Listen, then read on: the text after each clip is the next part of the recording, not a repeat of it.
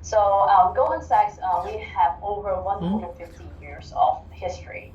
So for our core values, we just want to highlight it to you. It's not on the slide, so better write it down if you may.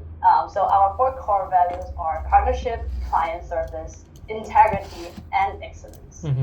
So at a very high level, our business is organized into two primary market-leading segments: global banking and markets, and also asset and wealth management, which when you apply to our program, as you can see, you can choose from GBM public, GBM private, asset management, and PWM as your preferences for the divisions. So through these divisions, we deliver a very comprehensive suite of financial services to a very highly diverse client base. So this includes corporations, financial institutions, governments, and also individuals. So later on in this session, you will hear a lot more about what each business does and what kind of and type of clients that they will entail. So moving forward onto the next slide. So exploring the firm. So just now I've mentioned about our GBM public and private on top of Beyebejsje, but on the slide here you can also see we have a huge variety of divisions. So just also want to introduce you to all of them on top of the four that we are hosting the Business Academy. So first of all, as you can see, our front office revenue generating division, they work hand in hand in our critical support and enable functions. So within GBM, right, we bring together what we typically see investment banking and also FIC and equities, which you may know as sales and trading. So these divisions are the engine room for our corporate advisory, financing, and market making piece of areas. So within asset and wealth management, we house our asset and wealth management teams who deliver investment advices, portfolio constructions, and also alternative investment capabilities across both public and private markets. And of course, on top of that, for PWM, we also serve ultra high net worth clients within the firm. And then followed by some supporting, to support these business units, right, we also have a very wide range of divisions. So just to highlight a few, so teams in the engineering, operations, risk, controllers, legal and compliance, and of course, for Michelle and myself, we are from the human capital management. So these functions are all absolutely vital as well. For example, our engineers would have to build the proprietary platforms that process billions of dollars in transactions daily, while our risk and compliance and controllers team help to protect our firm's capital and ensure we are obliged with the regulatory rules as we function. So not to miss out one very important initiative that we have established in 2019, we have a cross-divisional business strategy called One Goldman Sachs. This is the operating effort of our firm. So it ensures when a client interfaces with us, they receive a very fully integrated, comprehensive suite of solutions from across the firm rather than dealing with separate, isolated departments. So One Goldman Sachs, what we usually call 1GS, is also a very important initiative in our firm that I would highly recommend you pay attention for the rest of the program today, or bring it up in our case study later on. So without further ado, I would like to introduce our next speaker, David, to walk us through asset management division. Great. Thanks so much, Toby, and good afternoon, everyone. Thank you very much for joining. Great to have you guys to participate in this Business Academy. I think as Toby and the team alluded to, this is a critical event, a campus event for us to kind of gather talents in the early stage and then have the team's help and introduction to get you up to speed on the overview of the business, the firm, and especially I think the culture and the kind of collaborative ethos that we operate under this 1GS ethos. So I'll spend the next around 20 minutes or 15 to 20 minutes to give you an overview on asset management. And then happy to take Stanford any questions, and then please feel free to kind of raise Stanford hand if you want a deeper dive or any clarification. Just a quick introduction of myself. My name is David Dan. I've been with the firm, it's my 8th year with the firm now. I was in your seat around 9 years ago, applying to the summer program at Goldman as well. I started my internship with the sell side global banking and markets, and then moved to asset management full time as an analyst in Hong Kong. So definitely know your kind of nervousness and excitement to kind of participate in the upcoming programs. So hope to be helpful. I know I'm the first session for today on business side, so maybe I'll kickstart with a quick overview of Goldman Sachs as a whole. If you flip to page 9, so when you look at Goldman, there are basically two main businesses that we operate under. On the left side, global banking and markets, which is our sell side business that consists of IBD, financing group, equities, and FICC business, our global markets business. And on the right side, we call it asset and wealth. This is basically the buy side business of the firm. I will take a deeper dive into the asset side of the business, and then later on, Alex from the wealth management side will take a deeper dive into our wealth business. So if you look at asset management, basically we are the kind of product manufacturer and investment manager within the Goldman Sachs Group. And we manage over $4 trillion in asset under supervisions. So we pride ourselves as the kind of top 5 global active managers in the space, and as well as a leading alternatives player alongside many of the leading peers globally. So if you take a deeper look at our business, I think the key for Goldman Sachs Asset Management to succeed is really the integration of our one investment platform that spans across both public markets and private markets.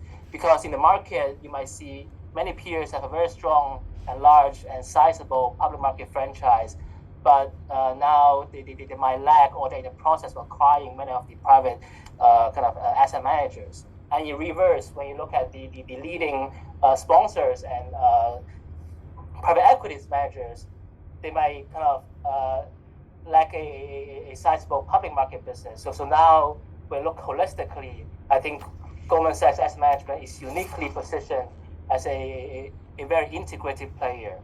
If you take a deeper look into page 10, this basically outlines our kind of client types and asset class mix.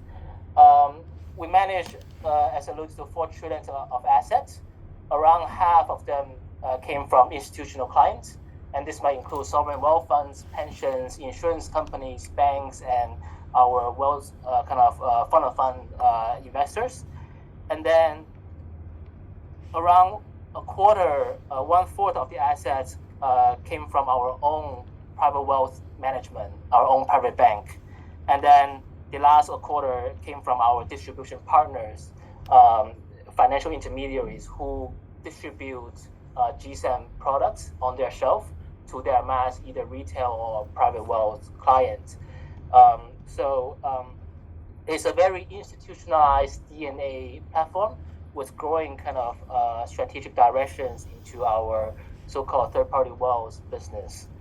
In terms of asset class mix, we have around 3.6 trillion, so 3.5 trillion in public markets, and then around 500 billion in alternative private markets. And the majority of the assets, around 2 trillion, came from fixed income, and then $1 trillion in liquidity money markets, and then 800 billion in public equity, and then we have around 600 billion in alts. And in terms of alts, we span across all asset classes. We can flip to page 12. Page 12 kind of highlights the breadth and next page, please. The breadth and the depth of our investment platforms. So if you look at the boxes in blue and pink, these are the kind of proprietary GS funds or GS strategies that we offer to our clients globally. And this spans across from liquid markets, money market funds, to fixed income funds, to public equities, and that consists of both fundamental strategies and quant strategies. And moving towards the private market, we offer hedge funds, private equity funds, private credit, and real estate. And on top of that, we also have a team within Goldman Sachs Asset Management called the External Investing Group, XIG in short form. So the team consists of around 400 people globally, and their primary mandate is to look after or to select the best-in-class external funds outside of Goldman Sachs. So their mandate is to kind of, aside from Goldman Sachs funds, they will go out to the market and select BlackRock, select PIMCO, select Blackstone, and then offer those solutions and then structure them into either fund-of-fund products or a kind of co-investment products that offers to either GSAM's clients or our private bank's clients. So that is highlighted in the orange box below, where we call it external strategies. So the combination of offering internal strategies and external strategies at Goldman and the ability to offer to our own private banks and third-party partners, that is a real differentiation for the franchise. So hopefully page 12 gives you a kind of overview on how we are structured with by products and then by investment strategies.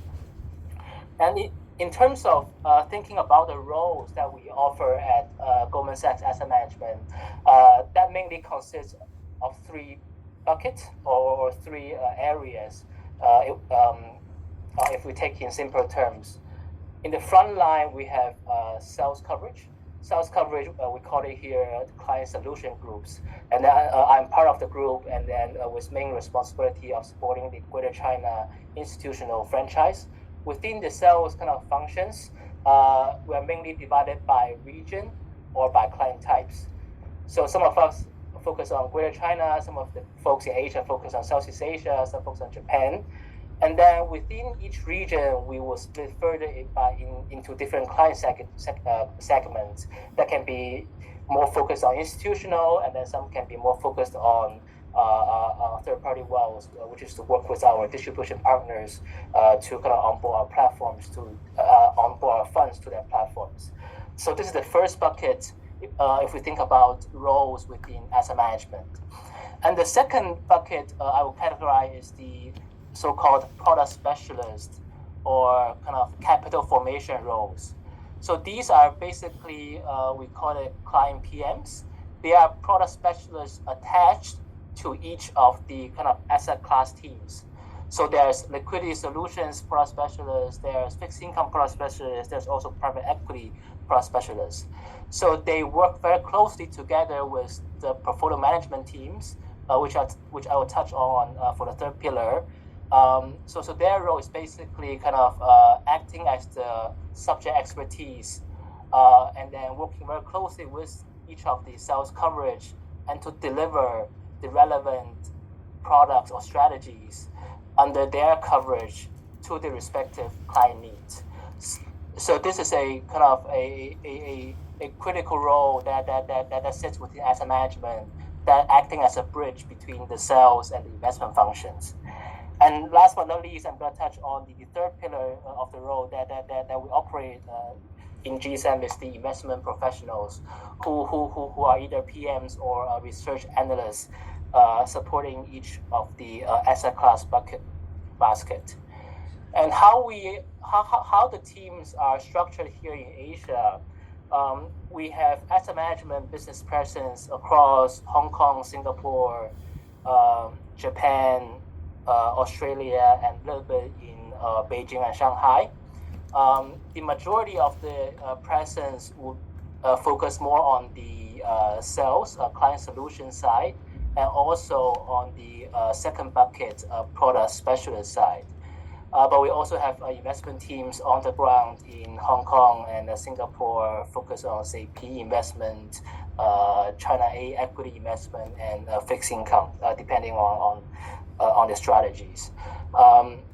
So depending on your interest and your relevant kind of qualifications, you will be able to explore kind of the roles, either a more client-facing, client solutions role, or a more kind of investment kind of track. And then that will be basically more easily be split between public investing and private investing. Public investing refers to the blue boxes on this chart, and then private side is more the purple and pink boxes. I think that's a high-level overview of how our platform is structured and organized.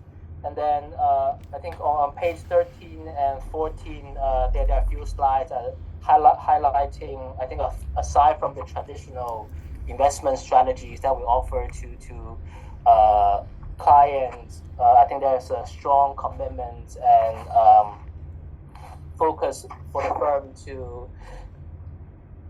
invest in philanthropy, in stewardship, and also kind of bridge the gap between the wealth and the kind of the needs. So aside from the flagship strategies, we also have, say, the 10,000 small business enterprise funds, 10,000 women funds, which aims to be set up to kind of seed or empower the minority communities in achieving their kind of financials and kind of business goals. I think that's the high-level overview that I would like to take a pause here, and then to see if there's any questions from the team, or happy to take a deeper dive into any of the directions.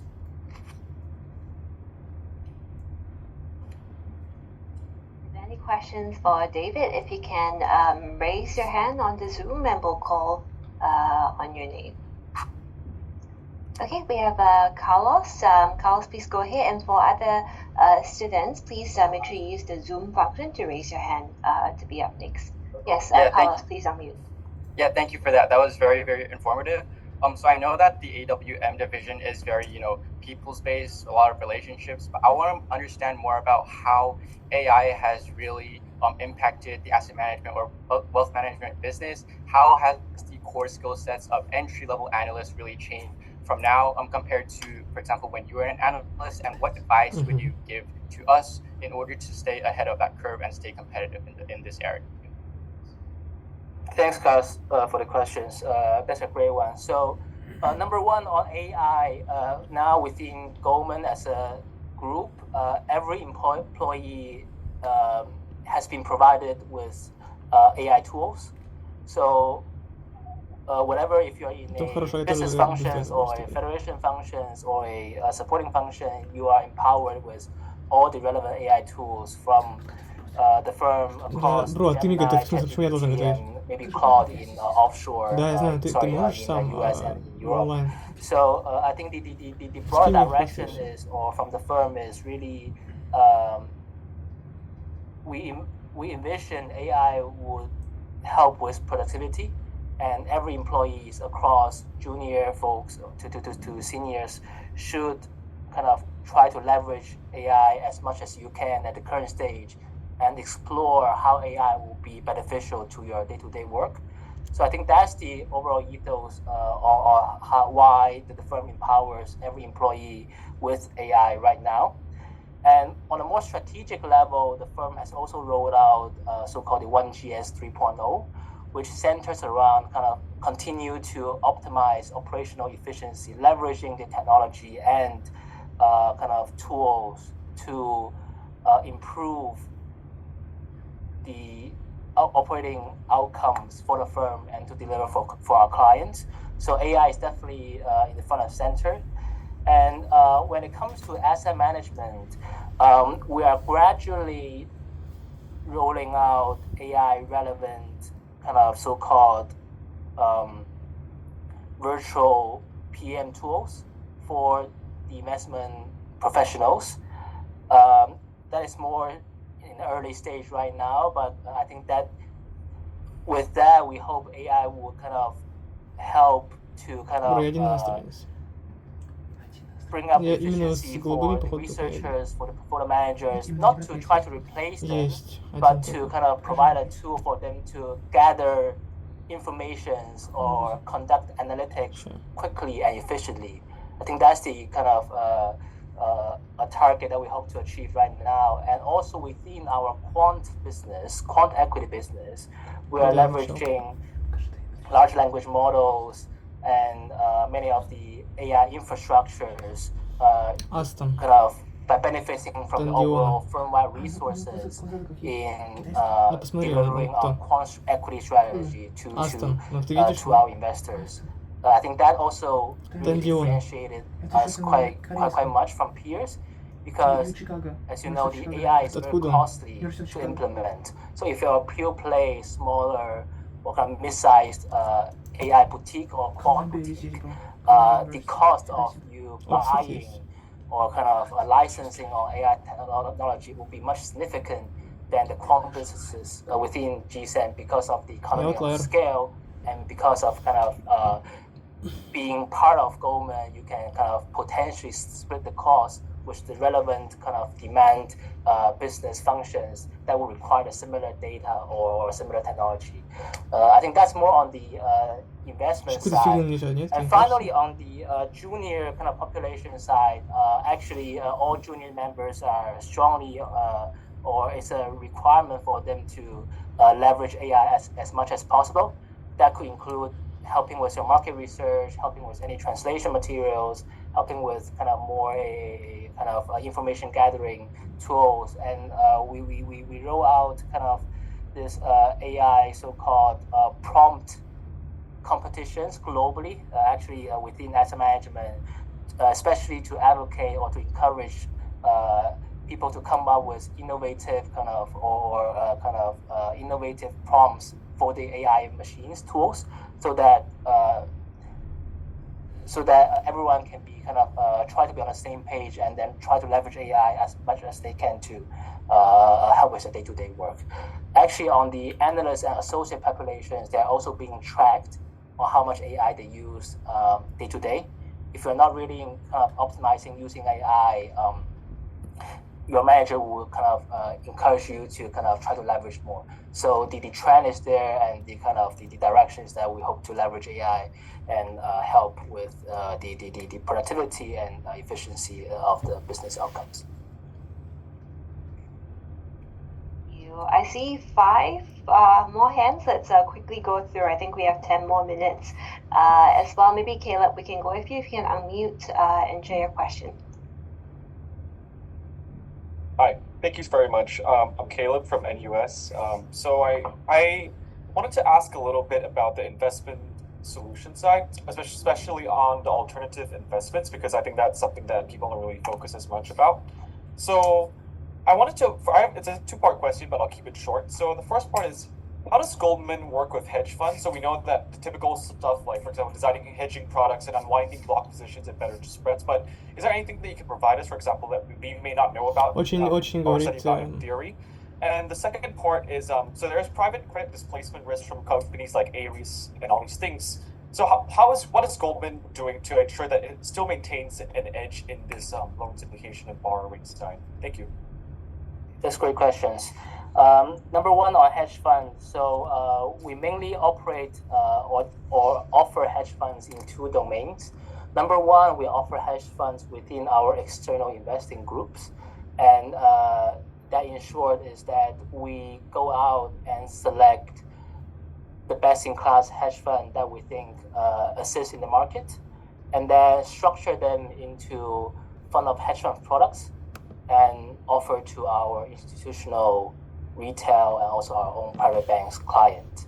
I think that's the number one kind of hedge fund solutions that we offer to our clients. And number 2 is that we also offer our proprietary in-house hedge fund solutions. This is a growth area within our quant equity business, QIS business.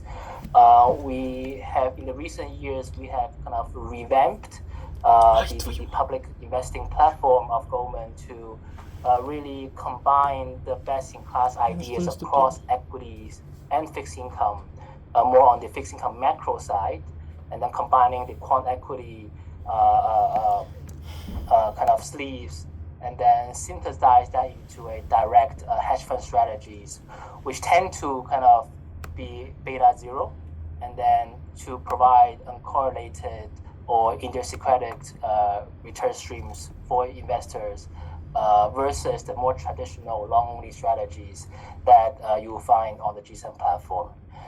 And then in terms of private credit, you raise a good point that yes, the competition in private credit is feared, and also the risk there continues to kind of exist, and how we are mitigating it. So if you look at private credit, I think the key differentiation for Goldman or for GSAM as a platform is really the kind of sponsor relationships that we operate across globally, and the depth that we have in each of the markets. If you look at some of the managers, the top private credit managers, some might only have kind of the majority business in the US, and then some might only have the majority business in Europe. But if you look at our kind of either direct lending or mezzanine strategies, the geographical split between US and Europe sometimes can equal to 50-50. So equal presence in both markets. And secondly is the underwriting capabilities. I think Goldman focus more on the mid to large cap space. We are rarely in the kind of more small cap and the mid cap space, given we want to kind of mitigate risk into smaller size companies, and also the ability to provide covenant risk management on the downside is also a key criteria, and to be very, very selective in deal underwriting will be a differentiation for us. And lastly, I will highlight that in terms of private credit, we are also very cautious on kind of how we structure funds on products to investors. There's a semi-liquid private credit boom in the markets the last few years, but we have been kind of pacing ourselves slowly and gradually into the markets to prevent kind of crowding and also kind of panicking on kind of for sale from our retail investors. So it's a kind of very organized and step process as we think about how we tap into the more mass markets from a traditionally institutional private credit industry. Right, thank you I very think much. we have just time for one more question. I know we had a couple of people raising hands. I'll go by the first one who did. Leah, if we can hand the time over to you. And for the rest, we probably wouldn't be able to get to your questions, but there'll be other divisions later that you can share. Leah, on to you. Thank you so much, David, for sharing everything. I'm Leah from UChicago, and I know that you've mentioned that you worked on the global banking and market side before transitioning to asset management. So I was wondering, under kind of the One Goldman Sachs ethos, how did your skills and experience transfer from the sales side to asset management? Thanks for the questions. It's a great one as well. So I think in short, the transition was a very smooth one, given the client that we cover across the market size and asset management are similar. They are all financial institutions, but just that our perspective is a little bit different. In the market side, you're more focused on delivering a trade solutions, completing a trade. But on the asset management side, it might be a medium to longer term game where you would need to underwrite your kind of investment thesis and convince the clients from asset allocation perspectives, and then invest on behalf as a fiduciary manager.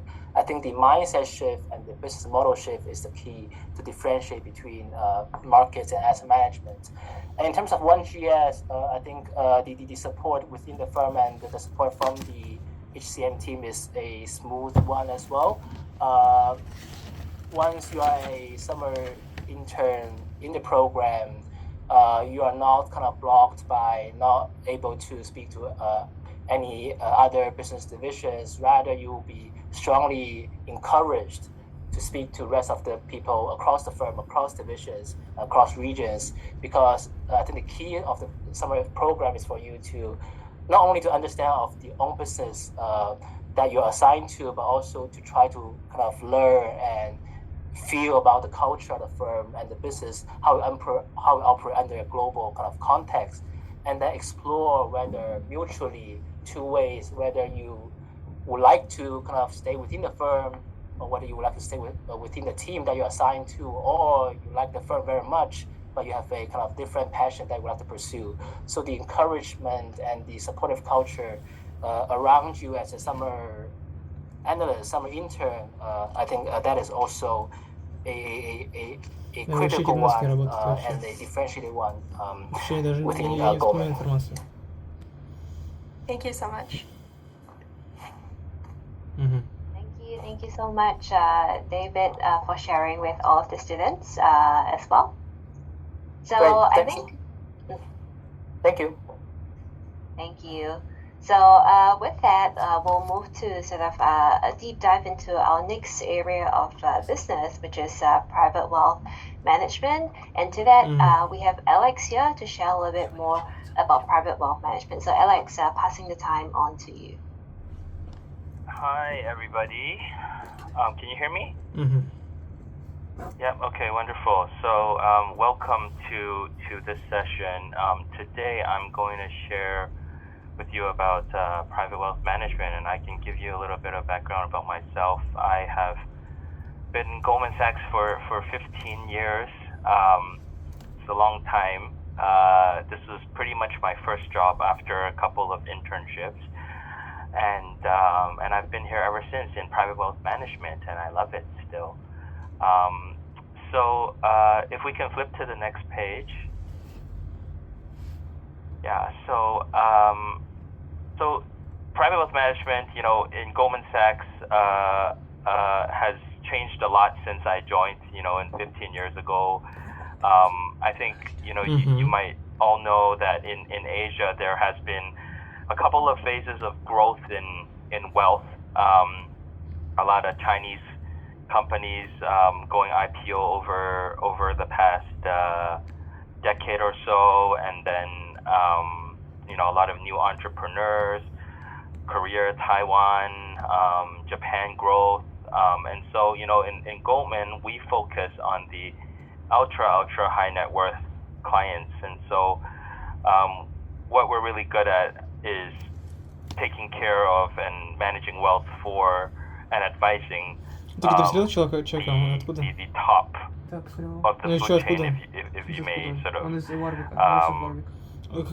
clear on that. And so we like to work with the biggest entrepreneurs and the people who have been very successful in their lives, and that was the reason why I joined as well. I wanted to learn from these people, their lives, how they went from day one to where they're at, and all the difficulties, etc. And so we like to work with our clients in a very long-term manner. So on this slide you can see like 50% of our clients have been with us for over 10 years, and we manage 1.1 trillion dollars of assets, on behalf and together with our clients. And I was actually just looking up. I was like, how do I put this in context? 1.1 trillion dollars, pretty much. And AI told me that if you want to buy out all the sports clubs in the world, for example, all the major U.S. sports leagues all together, that's about half of 1.1 trillion dollars. And if you want to put this into context, on an average basis, the median sale price of a U.S. house is about $400,000. So all of this wealth can buy 2.5 million houses, right? So what I'm trying to say here is there's a lot of wealth, and wealth can do a lot of good, but you have to be very careful in terms of how you manage and do good for whoever you're managing for. So we have 35 offices worldwide as well.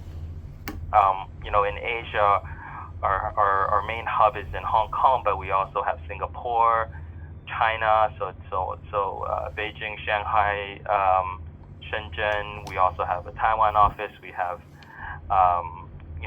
Korea, Japan. But for private wealth management in Asia, the main hub is in Hong Kong, Singapore, and China. And the interesting here is I'm actually just the average tenure being in private wealth management, even though I've been here for 15 years. That's the average tenure.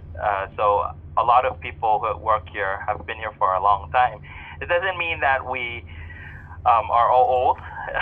It means that we love the firm and we stay here for a long time. We actually have our summer intern guys here with us. I think they're ending their program this week, and I think all of the guys that I've caught up with have told me that they've had a wonderful 8 weeks with us so far, and it's been an eye-opening experience for them. And that's exactly what we want to achieve, is to help us find the right future for the firm, and also help groom the next generation, i.e. some of you on the call, for the future of Goldman Sachs and our business. If we can flip to the next page, please. Yeah, so just to walk you through some of our offerings in short. So of course, when we're talking about wealth management, and for the ultra high net worth, there's the investment part and the advisory part in terms of wealth management. But it's not only that. There's also estate planning. So a lot of places have tax considerations, planning for the future generations, etc. There's also the philanthropy angle. So as you make a lot of money, you also want to be able to give back and do some good to the economy and things that matter to you. And very importantly, sort of risk management as well. So what does that mean? Is if some of you guys are in finance, you would know, risk and reward is usually a linear line. So if you have high risk, typically the potential of having high reward is higher, but potential of losses is also high. So how do you juggle between risk and reward and finding the right balance for these clients, not just themselves, but also their businesses and their families, etc. So it sounds very vague, but there's a lot of things that actually need to be considered. And so, investment is all about numbers, but there's also a lot of psychology in it, and a lot of planning. And so, we spend a lot of time discussing and walking hand in hand with our clients, trying to build the right model for us and them for the long term. Next page, please. Yeah, so here you can see that we have a lot of teams within the firm. The previous session was telling you about 1GS. We're very focused in terms of delivering the whole firm to our clients, but in private wealth management, we cover over 16,000 clients. The average account size for Goldman Sachs is about $100 million US dollars. And what does that mean in context is, if you have X amount of money, you're not going to put all your money with one bank usually. Maybe you'd have 10, maybe you'd have one or two, or maybe you'd have a couple. You'd probably have it diversified. And so usually for our average account size being $100 million, usually we're talking about people who are perhaps closer to billionaires than so, and these are US dollars. So these are sort of the caliber of clients that we work in. So we need a lot of support. And so here we have you can see what we call content specialists, but these are basically people who don't cover the clients directly, but they give a lot of advice. So for example, here you see what we call an investment strategy group. That's what we call our buy-side research team. We have about, I think, over 50 PhDs in this group, where what they do is they look at all the financial models, economic trajectory, and give long-term views for our clients as to how they allocate their wealth. We also have alternatives capital markets here, which is are what we call alternatives investments. So these are not the traditional liquid investments like buying stocks or bonds and things like that. These are like PE investments, private equity investments, hedge fund investments, etc., where the investment period is typically a little longer, and typically there's less liquidity on these, but then it has sometimes, most of the time actually a higher return overall. And so, there's also capital markets, CC managed strategy here, private bank and wealth solutions. These are, other type of investment strategies and offerings that we have. For example, just as you were talking about buying stocks, but other than buying stocks, you can do a lot of different things like, using derivatives, what are our thesis, what's our short-term view on certain sectors, what's our long-term view. Everybody's talking about AI nowadays, but within the AI framework, what are the opportunities, etc., right? And so these 460 plus content specialists are the teams that don't cover the clients directly, but they help support and give advice to the advisors who, in the middle here, you see about 960 plus advisors. These are the people who normally cover the clients directly. So like myself, I do cover clients directly. I have my own clients, and I partner with a lot of people with their clients as well, how to support them. And so we would, depending on the client's needs, but a lot of times we would know their situations very well, and then we would try to bring the firm to the client, whether it's bringing in the content specialist or other divisions, such as asset management or global banking or our research team to help advise the client and help them manage their wealth as well as possible. And so we have a big team, basically. This is what we're trying to tell you. And then, all of you should really think about first of all, is whether Goldman Sachs is a firm that you want to work in. Second off is where you think you fit best. And third is to see if you have an opportunity to try and join us, whether it's through our internship or a program or not, and to experience that. And maybe you'll find out more about yourself and our firm, and then you can reevaluate and see, and we will also evaluate you. The next slide, please. Yeah, so it's a little bit of history about us. I'm just going to go short, and I'm going to be quick, and then I want to save a little bit of time for you guys to ask questions. But in short, we started our office in Singapore and Hong Kong in 1989 and 1990. I think most of you weren't born then. And then we, opened offices within China, mainland China in 2009, and then a Shenzhen office in 2020. And then we started branching out to Australia as well, Sydney and Melbourne. And now we have sort of taken over our entire onshore China business. Before, it used to be a joint venture business, but now basically it's all one Goldman Sachs. So, I won't bore you with too much details on that. If you're interested, we can talk about that more later. But what we're trying to tell you is we have almost 40 years of experience in this region, and I've seen 15 of those years, and I've seen how the business model has changed a lot, and the needs for our clients has changed, and I'm still very excited as to how we deliver the firm to our clients and help them grow. I think that's it, right? Do we have a next page? We do. Okay, sorry. So yeah, this is the career progression. So typically, as you join us, whether it's through internship or not, but we would be evaluating you and seeing where you fit best. And typically, it will be 2 main routes. One is financial analyst, and the other is as a content specialist analyst.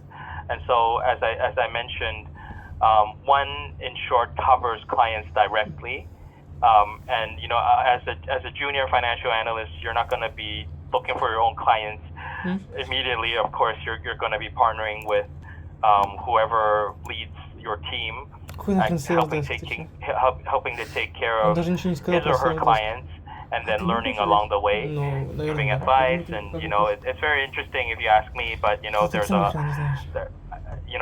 lot of things that could happen with all the changes in the markets, all the different uses, all the different financial products, changes in client psychology, changes in clients' needs, changes in their families, etc.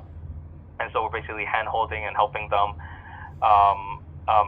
along that whole path, delivering the firm to them. And the content side of things is, basically developing yourself as a specialist in a particular area. So it can be equities, it can be fixed income, it could be the alternatives investment platform, it can be the wealth planning platform, it can be the investment strategy group that we were talking about earlier, etc. And then slowly develop. And what I can share with you is, for example, myself, and I'm not saying that there's a better or worse, but for myself, I actually started off as a content specialist initially, and I did a lot of different things, based on what the firm needed then. But I did foreign exchange, so FX. I was specialist in that, and then equities, and then later on in my career, I became a financial advisor. So I cover clients directly. So there's no right or wrong path. I think it's just different for everybody, and then you can explore. And as long as every single step you're learning, I think that's the most important. I think that's it, right? Yes, Alex. So I think thank you so much for walking us through a PWM career.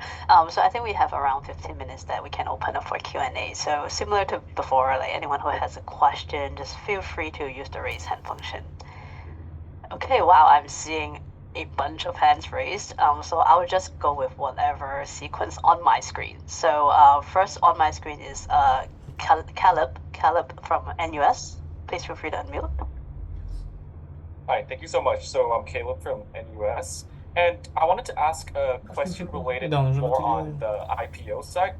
So with Goldman underwriting a lot of major IPOs this year, for example, obviously most notably with SpaceX, and there's a lot of anticipated listings this year, especially in the second half, like we have Anthropic and OpenAI, and there's a lot of strong ECM volume also in Asia, like we're seeing in Hong Kong right now. So I wanted to ask, how does this pipeline flow into the PWM, and how does it affect the dynamics? For example, does newly liquid founder or early employee wealth typically convert into like PWM AUM organically through the existing relationships that are already there, or is there a dedicated pre-IPO liquidity strategy that the Goldman Sachs engages before the listing even happens? Thank you. Right. Yeah, thanks for your question. A very good question. There is a lot of IPOs that has happened, and over the past decade or so, there has been a lot as well. The ones that you mentioned just now, a lot of those are based in the U.S., and so most of those would be taken care of by our U.S. colleagues because a lot of the founders, etc., are based there. However, we have a lot of investment opportunities that allow our clients to invest in the companies, some of those, Anthropic, SpaceX, etc., that allow our clients in Asia to invest. And in fact, in 2019, we, through our alternatives capital markets platform, we did help our clients invest in SpaceX, and at a much lower valuation. And last year this year as it just got IPO'd, some of our clients made a lot of money. And so and even outside of Goldman, I think a lot of clients would have invested in Anthropic and OpenAI and SpaceX. And so there are some instances for example, big IPOs like the ones you mentioned, that we would really try to strategize within the firm well before the IPO, in terms of the potential wealth management needs of some of these clients who perhaps have yet to become very wealthy but will soon become very wealthy, and the things that they can prepare for are like tax planning, what are their investment goals after the IPO? Do they want to continue to hold majority of their wealth in, but depends on how much of their wealth is in that particular investment, for instance, or in that particular company. But let's say if 95% of their wealth or more is in that company, do you want to diversify a little bit away from that? But if you do diversify away from it, for example, you sell some of those stakes, what are you going to invest in, right? What is your financial goals in life, etc.? So there's a lot of these discussions that we need to have, and these are just from the investor and standpoint. What about the insiders? So for example, some of these guys who are the founders of the company or senior executives of these companies, what are the restrictions of them after they go IPO? The different considerations there. So we do put in a lot of work well in advance to these, and it's very important. And I'd say I'm very confident that we do a good job in terms of covering these clients. But at the end of the day, different banks have a wealth management division, and each bank would have their pros and cons as to what fits those clients or not, and then we definitely hope to be a preferred option for them. All right, thank you very much. All right, thank you. Yeah. Okay. Next in line will be Haley from NTU. Yeah, so thank you, Alex, for your sharing earlier. So I just have one question. So I think historically, relationships in private wealth management was built a lot around investment expertise and access. So I know just now you mentioned with the competition from Chinese companies, entrepreneurs, and even like other broad brackets. So where do you think, like aside from One Goldman, is the next durable competitive advantage for Goldman itself, especially to retain these select group of clients at the top of the food chain? Thank you. Okay. So I think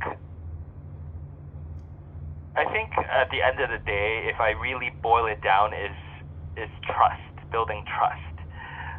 Is, of course, as you were saying, return expertise or, investment advice, that's very important. But, as you guys get older, as you guys, mature, you'll realize that actually there are many ways of making money. But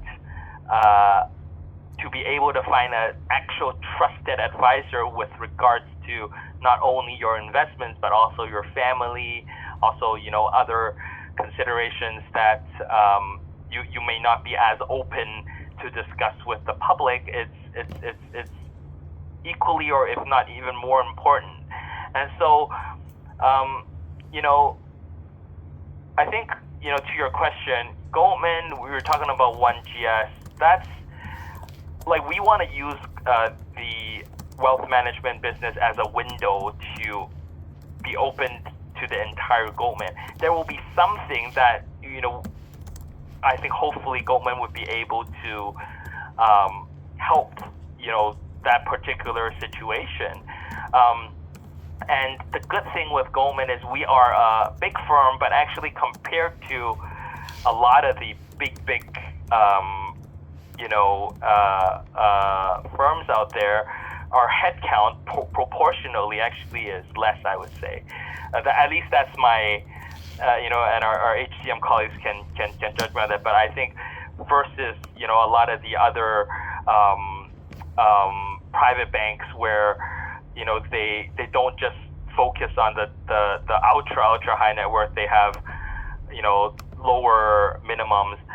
The people that they have are a lot more. And what I'm trying to say here is, from my experience, if a client that has something very unique or very special that they want to figure out. For us, is we gather a couple of specialists and we gather, a few, people who can make decisions, and then we can have a quick discussion as to the risk reward of doing so, and then we can come up with a solution relatively quick. Sometimes when you have a extremely large,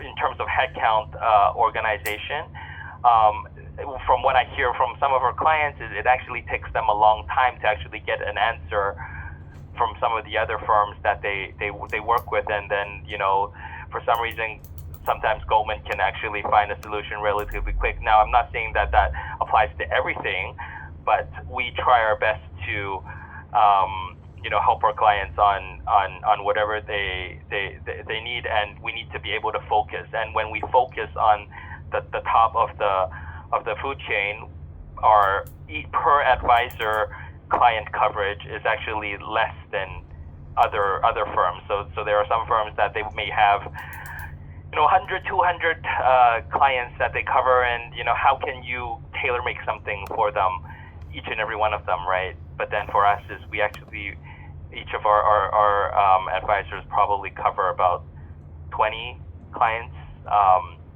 roughly, and all of these are ultra high net worth, so we can really focus and try to do the best for them. And so I think that's something that hopefully that answers your question. We try to really figure out the actual question rather than giving them a sort of cookie cutter answer. Yeah. Right, thank you, Alex. Next question. So next one will be Rex Lee from Hong Kong UST. Hi, Alex. Thank you so much for your time. I'm aware that Goldman Sachs PWM was named Asia's best for ultra high net worths recently, so very big congratulations. I have a quick question actually about your experience, I think, servicing these ultra high net worth clients. I think you mentioned a couple of important factors about Goldman's platform, having maybe less clients per relationship manager alongside trust building. But in your personal experience, as a person who is really involved with the clients, is there one skill in particular that you want to develop or have already developed that you see as being absolutely critical in the current and future environment to continue being able to serve those clients to the highest quality possible? And is there something that we can do right now as university students to prepare ourselves to enter the private wealth management workforce? And how would you approach kind of preparing ourselves to become the best? Thank you for your time. Yeah. There's no one answer to answer that question because it really depends on the situation. But one thing that I'd say is very, very important, and I think this applies to not only working in wealth management or in private wealth management in Goldman Sachs, but also in your entire life, is the sense of ownership. Now, what does that mean is that when you are asked something, whether it's your client or your professor or your friends or something like that, there are different ways of dealing with the question or the issue. You can have a simple way of just being like, you think about it and then you process it and then you say an answer out, or you have a very strong sense of ownership. And I think having a very strong sense of ownership is very important in this industry, meaning there could be times where a client would ask you something, and then what is your reply to them? Are you being very thoughtful in terms of really doing your research, finding out all the resources we have within the firm, and really thinking, putting yourself in the shoes of your clients to answer those questions, or even in some instances where the client hasn't even asked you, but your understanding of them and their family and their business triggers you to be like, hey, I just saw this thing, and I think it might actually, maybe I'm going a little overboard in terms of my advice, but this is what I actually think might be useful for you or your family, etc. What do you think? And through those discussions, you're building trust, and that's what I would say, the sense of ownership. And I think if one has a sense of ownership, it takes you a very long way. But what are the downsides to that is a lot more hard work, a lot more thoughts, a lot more consideration onto it. Now, whether or not you think it's worthwhile, and I think it is because I enjoy it, and a lot of our clients over time become really good friends, and not only clients but also really good friends, and we talk about a lot of things, even outside of investing, and I treat them very dearly, and so for me I think that's worthwhile, but and it's a personal choice. And so I think if you enjoy that as well, or you want to find the interest into it, I treat it, this is half a job and a half, kind of home to me. so that would be my answer. Hopefully that helps. Thank you so much. Really appreciate your time. Thank you. Thank you, Alex. I think we can take one last question. We would like to invite Coco Wall from Waseda University. Thank you so much for your insight. This is Coco from Waseda University in Japan, and my question is kind of similar. So I noticed that I don't often get exposures into wealth management or buy-side businesses in general, even as a business student, because I feel like most case studies in the class or financial club activities were focusing on like individual stocks rather than portfolio level constructions. So as an existing financial professional, what kind of actions, or do you have any recommendations for students like us to do and think like at a portfolio construction level and better prepare those technical skills for buy-side recruitment? Thank you so much. Yeah, thank you. I think usually for all the competitions or all the projects that you do, single stocks, as you're saying, is perhaps the easiest way to ask somebody to look into, and perhaps the easiest to evaluate. But when you're talking about a portfolio construction consideration, which we do a lot of with our clients, it gets a little bit more complicated because there are a lot more considerations, and the variables that could affect it can change a lot. I think one thing that I think is important is there is the sort of financial and the academic aspect of doing analysis. The PE multiples, the free cash flow considerations, all the WACC models and all that kind of stuff that you would study in university and school. But I think the other thing is there's also a very practical manner in terms of considering, and in your books and in your lectures, there is, and don't get me wrong, it's very important to develop those, but there is an element of perfect world. There's a lot of assumptions. There's a lot of if this happens, this may happen. But you can see in the world, in the actual world we live in, whether it's changes in tax treaties, wars,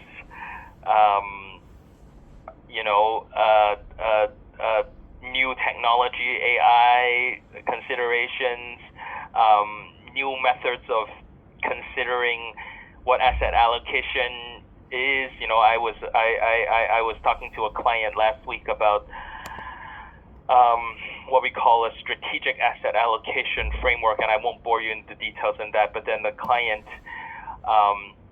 was suggesting, I was reading another article and it was saying that there's like a sort of a total productivity allocation method as well, and what do you think of that? And so in the practical world, it's a combination of the theoretical thesis that you learn from your books, but also the practical sense of the world keeps changing, and so the psychology and aspect of things. But the third thing is that trust element that I was talking to you about, because the books give you the answer very quickly after an exam or something like that. There's a number to it, but then in the real market, you can have an outcome today, but the outcome can change tomorrow as well.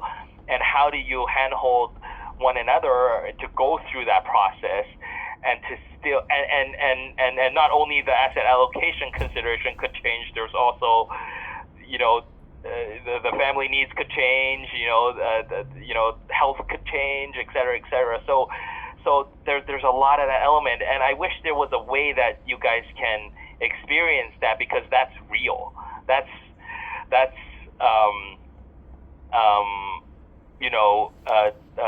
true. Just thinking about it, a lot of over the past 15 years, all these situations where there was a market crash, or the markets are going up, 2 times, 3 times returns and stuff like that. And so, those are very precious to me. And I think, sometimes when I sit down with my clients and we talk back about, 5 years ago, 10 years ago, how did it work? We laugh about it, and, we're like, wow, those days were very memorable. And so, what my advice would be is, don't just look into the theoretical aspects of the books and the lectures, but if you do invest yourself, or actually, now I'm not going to take responsibility of any sort of gains or losses that you guys make, but then I think that makes a big difference, because you have sort of skin in the game and you're actually participating. And then as you join firms like ours or other firms, you will experience more in terms of those asset allocation discussions, etc. And it's very, there are some similarities to what you read in the books, but it's very different when you put into the human context of things. And of course, now you have the AI element of things as well, which complicates things a little more, but it's very interesting, and we're very excited about all of it. Thank you so Hope much. that answers your question. Yeah, thank you. Thank you so much. Thank you so much, Alex, for sharing your experiences and also how to be like a trusted advisors for our clients. I'm sure this is very beneficial for our incoming case study candidates to get them prepared. So thank you so much. So for the next session, we will invite Herbert to walk us through investment banking. So Herbert, may I invite you to share your video and then start sharing? Thank you. Yeah, of course. Thank you for having me. Maybe I'll do a very quick introduction of myself, and then I'll talk about investment banking, and then I think similar to, I'm guessing some of the speakers that you had, open up to a Q&A. So first of all, really appreciate everyone taking the time here. Very envious to see all these universities that you guys have on your names. I'm very envious that you guys are still in your university days. That is a very, very long time ago for me, so I do hope you guys take advantage of your youth. But anyway, so my name is Herbert. I'm an executive director in the financial sponsors group within investment banking. So I've actually been in this industry for 9 years now, actually more than 9 years, so quite a decent amount of time. And fortunately or unfortunately, it's the only job that I know. I started off in banking first at UBS in 2017. I did my internship too the prior year.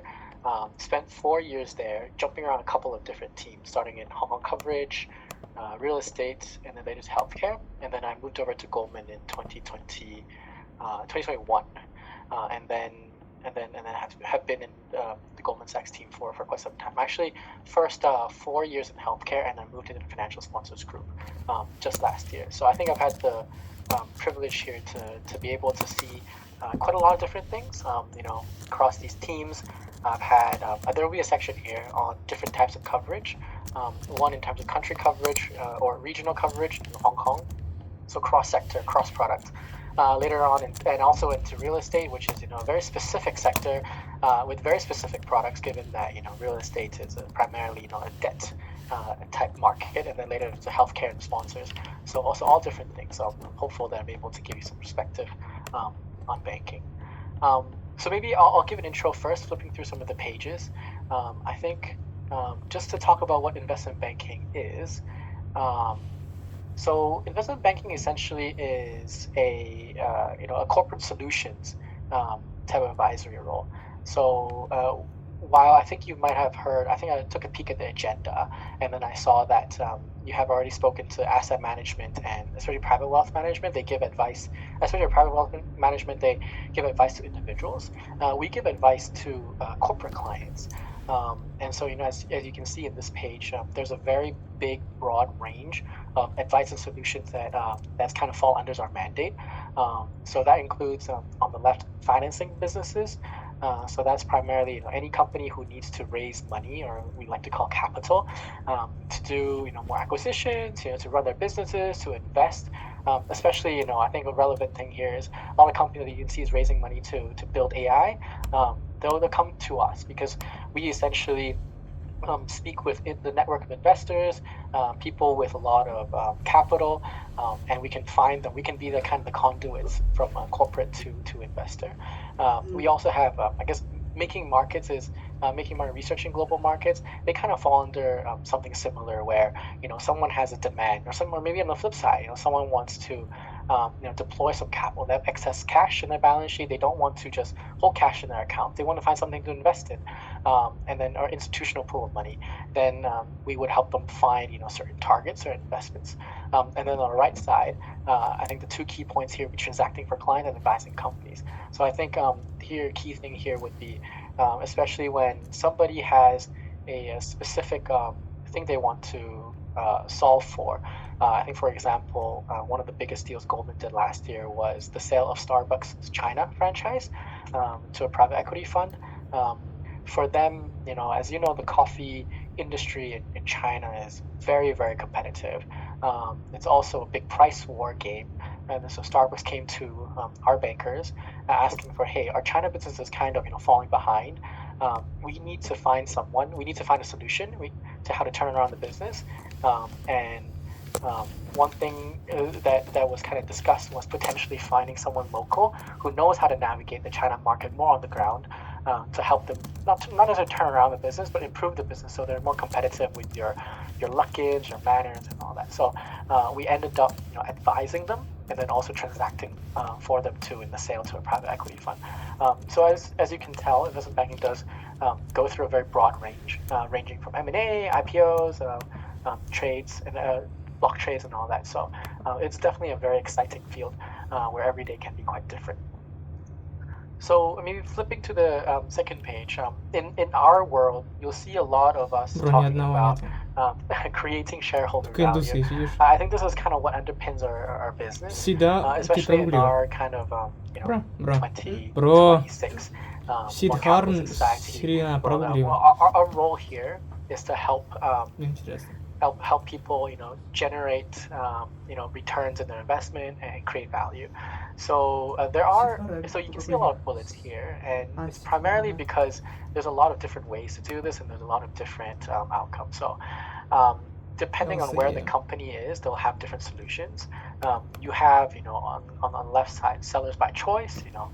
Maybe a certain business needs to be sold in order to recycle capital in the company. This no longer fits their own overarching strategy, and so they might spin it off. You also see recently that a lot of U.S. companies have gone so big that it's just very hard to manage 5 or 6 different businesses. So then they'll try to sell them off so then that independent management team can run their own.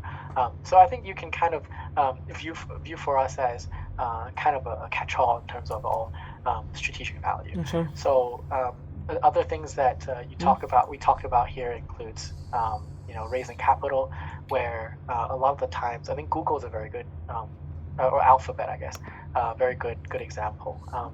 They needed a lot of funding in order to invest in a lot of AI and AI-related investments, especially because the research and development cost for that has been very extraordinary. And so there's a lot of ways to do this. One is they can use the cash on their balance sheet. They can raise debt. They can sell off assets to raise cash. What they decided to do is actually sell part of their company to investors so they can get a lot of cash in order to invest in R&D.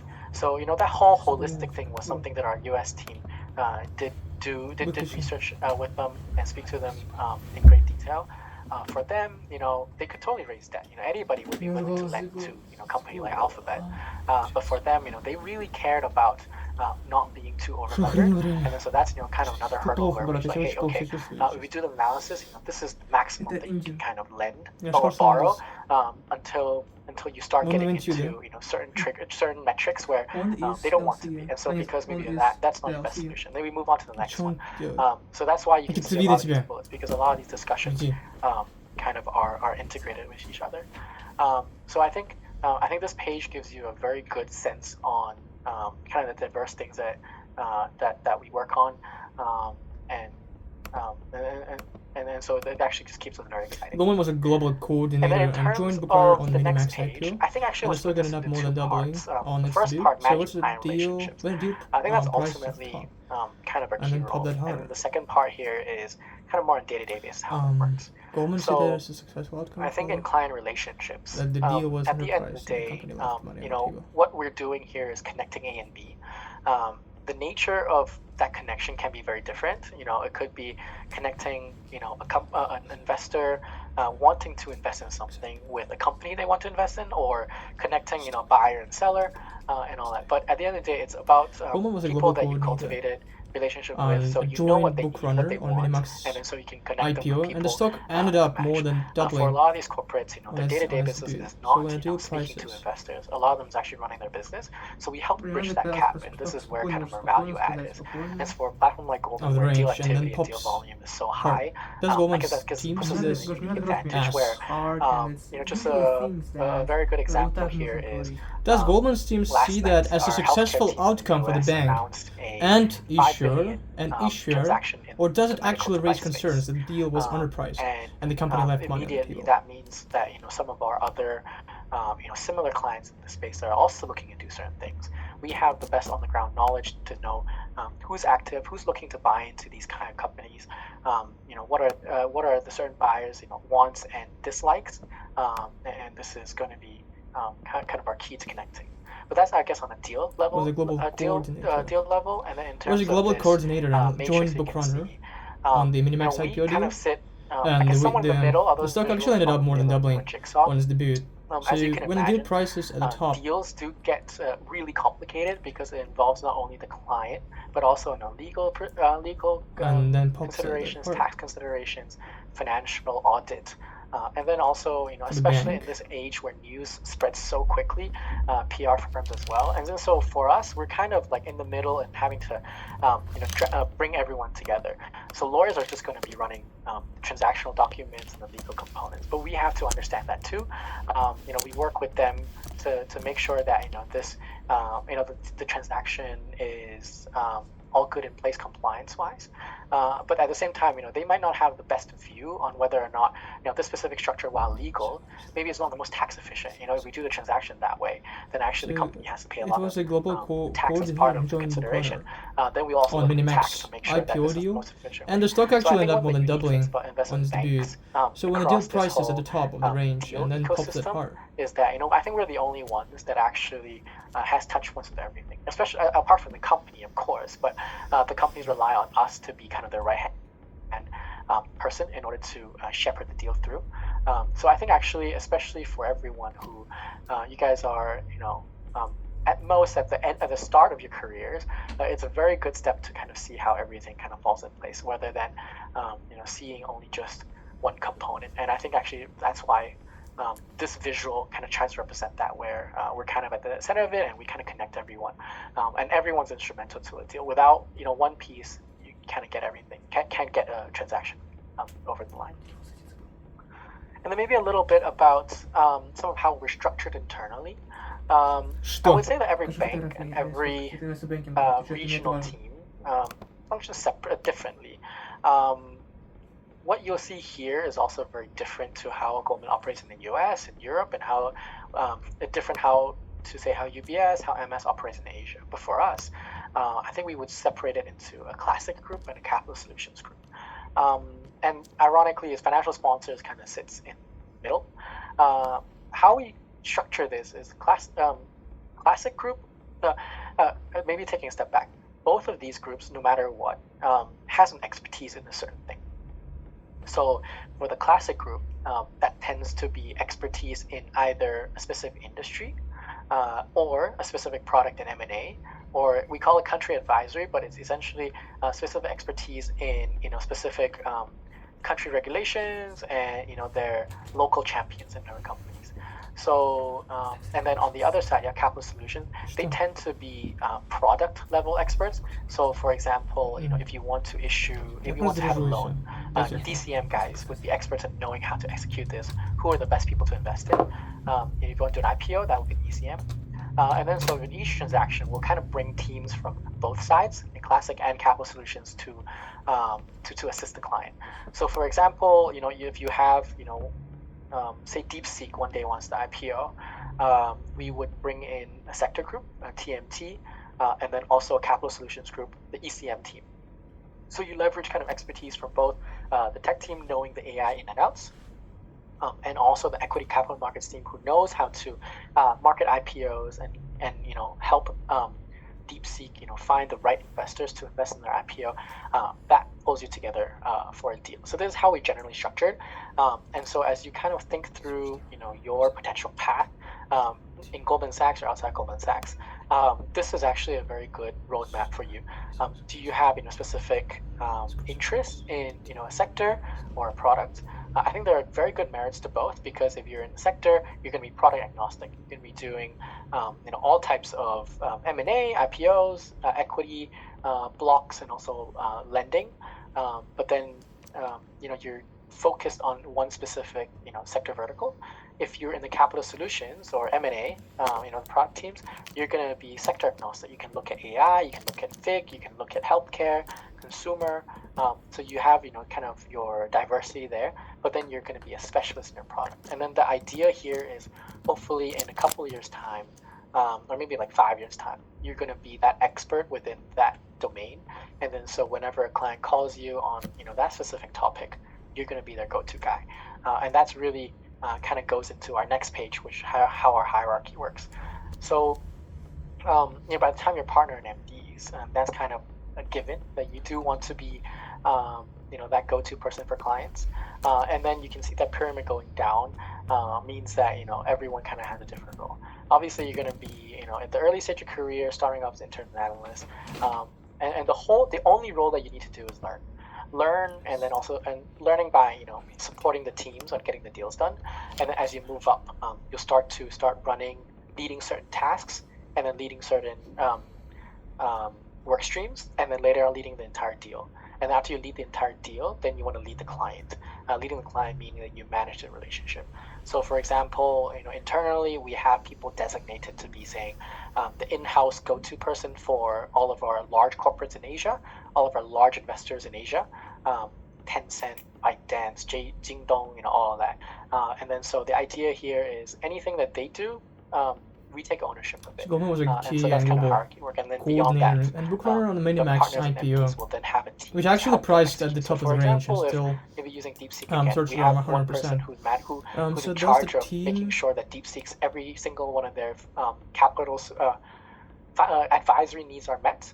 And then if they have specific requests when they want IPO, then the MD will mobilize a team underneath to help run the deal. And give them a solution. So maybe the VP underneath or a junior MD will understand the situation, hear from the person covering the client on what their needs are, and then puts together a team, puts together some thoughts on what's the best advice, and then the VPs and associates and analysts help put that analysis together, create a proposal, and then ultimately the team together presents to the company, what do we think that makes the most sense, and then if everything goes well, help them execute the plan. So this is kind of the genesis of how deal making works. And so as you can see that, we can get very deep into some of the decision making. Left money on the table. Thank you. And shaping how. So Goldman was a global coordinator and joined Bookrunner on the Minimax IPO, and the stock ended up more than doubling on its debut when the deal price is at top. So enterprise sector, I think I touched on this a little bit. I would say maybe just keep it simply, because I do want to spend some time allowing you guys to ask some Q&A. I think the different skills needed, I actually think, this is a little bit of a controversial take, I think, internally, but I don't think the skills are actually that different. Obviously, there are going to be, people who do a little bit more financial modeling, and people who are doing more investor calls. But I think by and large, the core skills that make people good and enjoyable at their jobs is, one, you do want to like what you're doing. Just sitting here, as much as I would love to sell you all, everyone should do investment banking. There is no job that is fit for everyone. And admittedly, especially for this field where it is very tough. It is not the easiest job in terms of hours and client demands because, when we are basically owning relationship with clients, they do give you calls at any hour of the day. But it's very important that you derive joy from what you do, especially if there's something that you spend 10, 12, 14 hours a day for. So if you like doing projects, if you like, providing solutions and advising clients on how best to navigate their corporate world, this is perfect. If you like something that's a little bit more, within a specific time frame, like during the trading hours, and helping people kind of do in terms of we call it flow. So basically, they need to find a buyer immediately on the open markets, and maybe that's different view. But I think my point here is it's very important to know what you enjoy, the vibe, the day-to-day kind of process before we talk into the hard skills. In terms of hard skills, I would say that it's also very generic too. As long as you are thoughtful, you do always put kind of what does a client want from us kind of first. Usually everything will kind of flow through because as long as you're thoughtful, putting yourself in the client's shoes, then everything tends to make sense. You're not giving them analysis that actually is very off base. So I think product and sector, they're just two different sides of the same exact transaction. So ultimately, it is a job where you do want to make sure that you have very strong empathy and then thoughtfulness. I think that's probably how I would best characterize it. And then last page, interesting people, interesting bankers. I think this is really for a little bit down the road. I think ultimately, especially when you're in all university, you'll hear a lot about investment banking being all about modeling. The very funny thing, which I also learned only after the job, is modeling is a very, very small part of my job. Also, the questions that you do prep during the interview process, like walk me through a DCF, tell me how a three statement kind of flows through. I've never been asked that a single time in my 9 years. Fingers crossed, maybe they'll ask me in my 10th year, and so my prep work like a decade ago is useful. But it's a very small part because, as you can tell, it's a very small part of the analysis. Ultimately, actually, what drives a lot of these discussions, a lot of these deals is relationships or interesting people. And why I say this here is, I think from a macro view, working with clients, why do clients want to speak to you? It's because they trust you, they like you, and actually I should probably flip that. Trust is very important. But if they don't like you, you're not getting your foot in the door. It's not unlike, when you go to different service providers too. Say, for example, if you go to a restaurant, you don't like the service there, you don't like the vibes there, it's unlikely that you go to there again. So ultimately, you do want to, it's a very relationship driven business, so you do want to be that person first. And then interesting, because you should be the ones where you give them value add, and especially in 2026 where everyone is so busy, there's just so much to do in the world. So no matter in banking or any other industry, your clients are something that are asking for you to give them some value add. So this is really what this page is about. And maybe on a micro level that I did want to touch on too. It also applies to everywhere else, but especially so in banking, where I think the hours are a little bit longer than most other industries. We always joke here that we see and speak to our colleagues a lot more than your husband and wife and kids, which is true. I see my team a lot more than my wife and my baby now. So you do want to make sure that you like them, at least you tolerate them. It would be very, very painful if you don't like them or they don't like you. So I think long-winded way of saying, especially in your stage of your life and career, it's very easy to think about a job as being just hard skills and the scores and deliverable. But what actually is a key differentiating factor is just the fit. And it goes both ways. We always like to talk about whether or not you're a good fit for us, but actually it goes the other way too, whether we're a good fit for you. So maybe I'm jumping the gun a little bit because you guys are still way early on before even internship days. But I think one thing that my best advice to all the interns during the intern season 2 here is figure out the people that you like to work for and also you like to learn from. That ultimately is a big propeller of your career. And I would say that actually in my experience working in different teams and different firms, my best experience has always been with people that I actually enjoy learning from versus specifically the sector, the expertise that I'm supposed to have. I think 9 times out of 10 I would take the people versus the specific topic that I'm in charge of, because all that will kind of flow. If you like the people you work with, you naturally would probably enjoy what you do. And so by that I'll close out. I'm happy to I think address any questions if Toby, Michelle, you guys think that's a good idea. Thank you. Yes, I think we do have a number of questions. Maybe let's take about 1 or 2 as we look through. Oh, there are many questions. Let's go with the first one. Audrey, if you can unmute yourself and share your question. Hi, Herbert. Thank you so much for your time. My name is Audrey. I read biotech management at HKUST. So I'm actually quite interested in the financial sponsors group, and I have a question more on relationship management. So I know that Goldman has a lot of sponsors as top-tier clients. I was wondering, so for the scenario that there are more than 2 sponsors interested in the same bid, so how do you make sure that you deliver the expectations that you would be representing each client fairly at the same time? Because it's a lot about conflict of interest. So that's a bit more I'm curious about. Yeah, no, that's a wonderful question. And so I think it's very important here to always know what your client is first. So I think in your scenario, it sounds very much like, we are advising, like we're helping a company sell their business. So we're representing the seller. And then there are 2 of our other clients in another setting wanting to buy this company. So no questions asked. Our interests are going to have to be for the best of the seller. So we are not going to let our existing relationship with buyers prejudice our view. We just want to, as long as we are fair, we are honest, and we deliver, the right advice to our client and also give the buyers a fair chance. That's the best way to deal with it. But you are right. This is something that we deal with all the time. It's not always the most pleasant because sometimes buyers are very keen.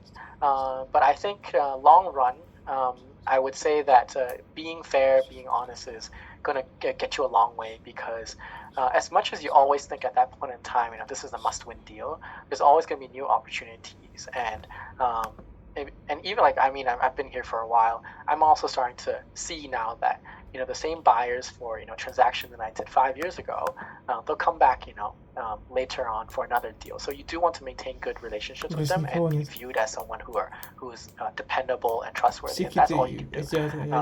Because at the end of the day, we are the intermediaries and making sure that we connect the buyers and sellers. So I think that's probably the best way to approach it. Thank you so much. Thank you. Let's go with Aston. Aston, if you can unmute and share your question. Hi, Herbert. Thanks so much for your time. My name is Aston. I'm currently a rising junior at the University of Chicago.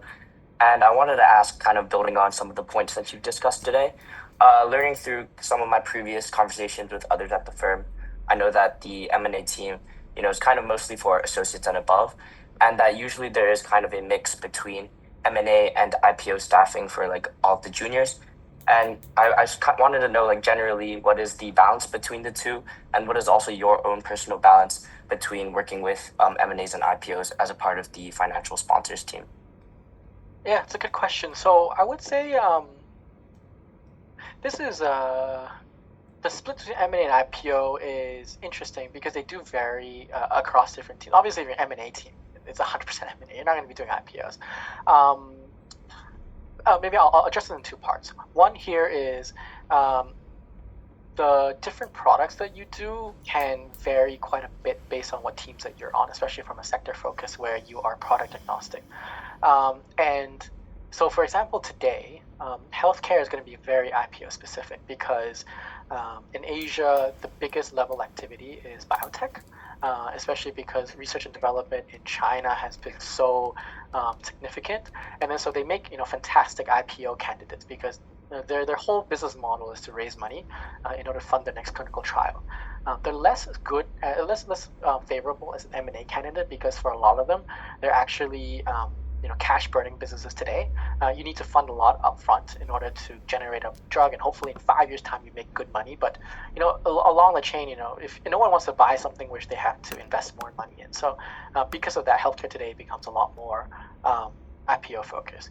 But interestingly, I would say maybe 5-6 years ago, that was not the case. Biotech was not IPOable in the Hong Kong listing regime, and then so a lot of activity then was M&A. So I would actually say that there are going to be differences between sector to sector that will differentiate, but that also changes throughout your career.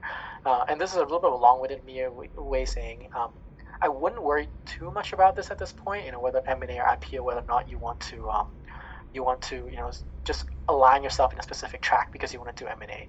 I think actually the best people, ultimately, your end goal is to be knowledgeable at some level on both and then specialize in one.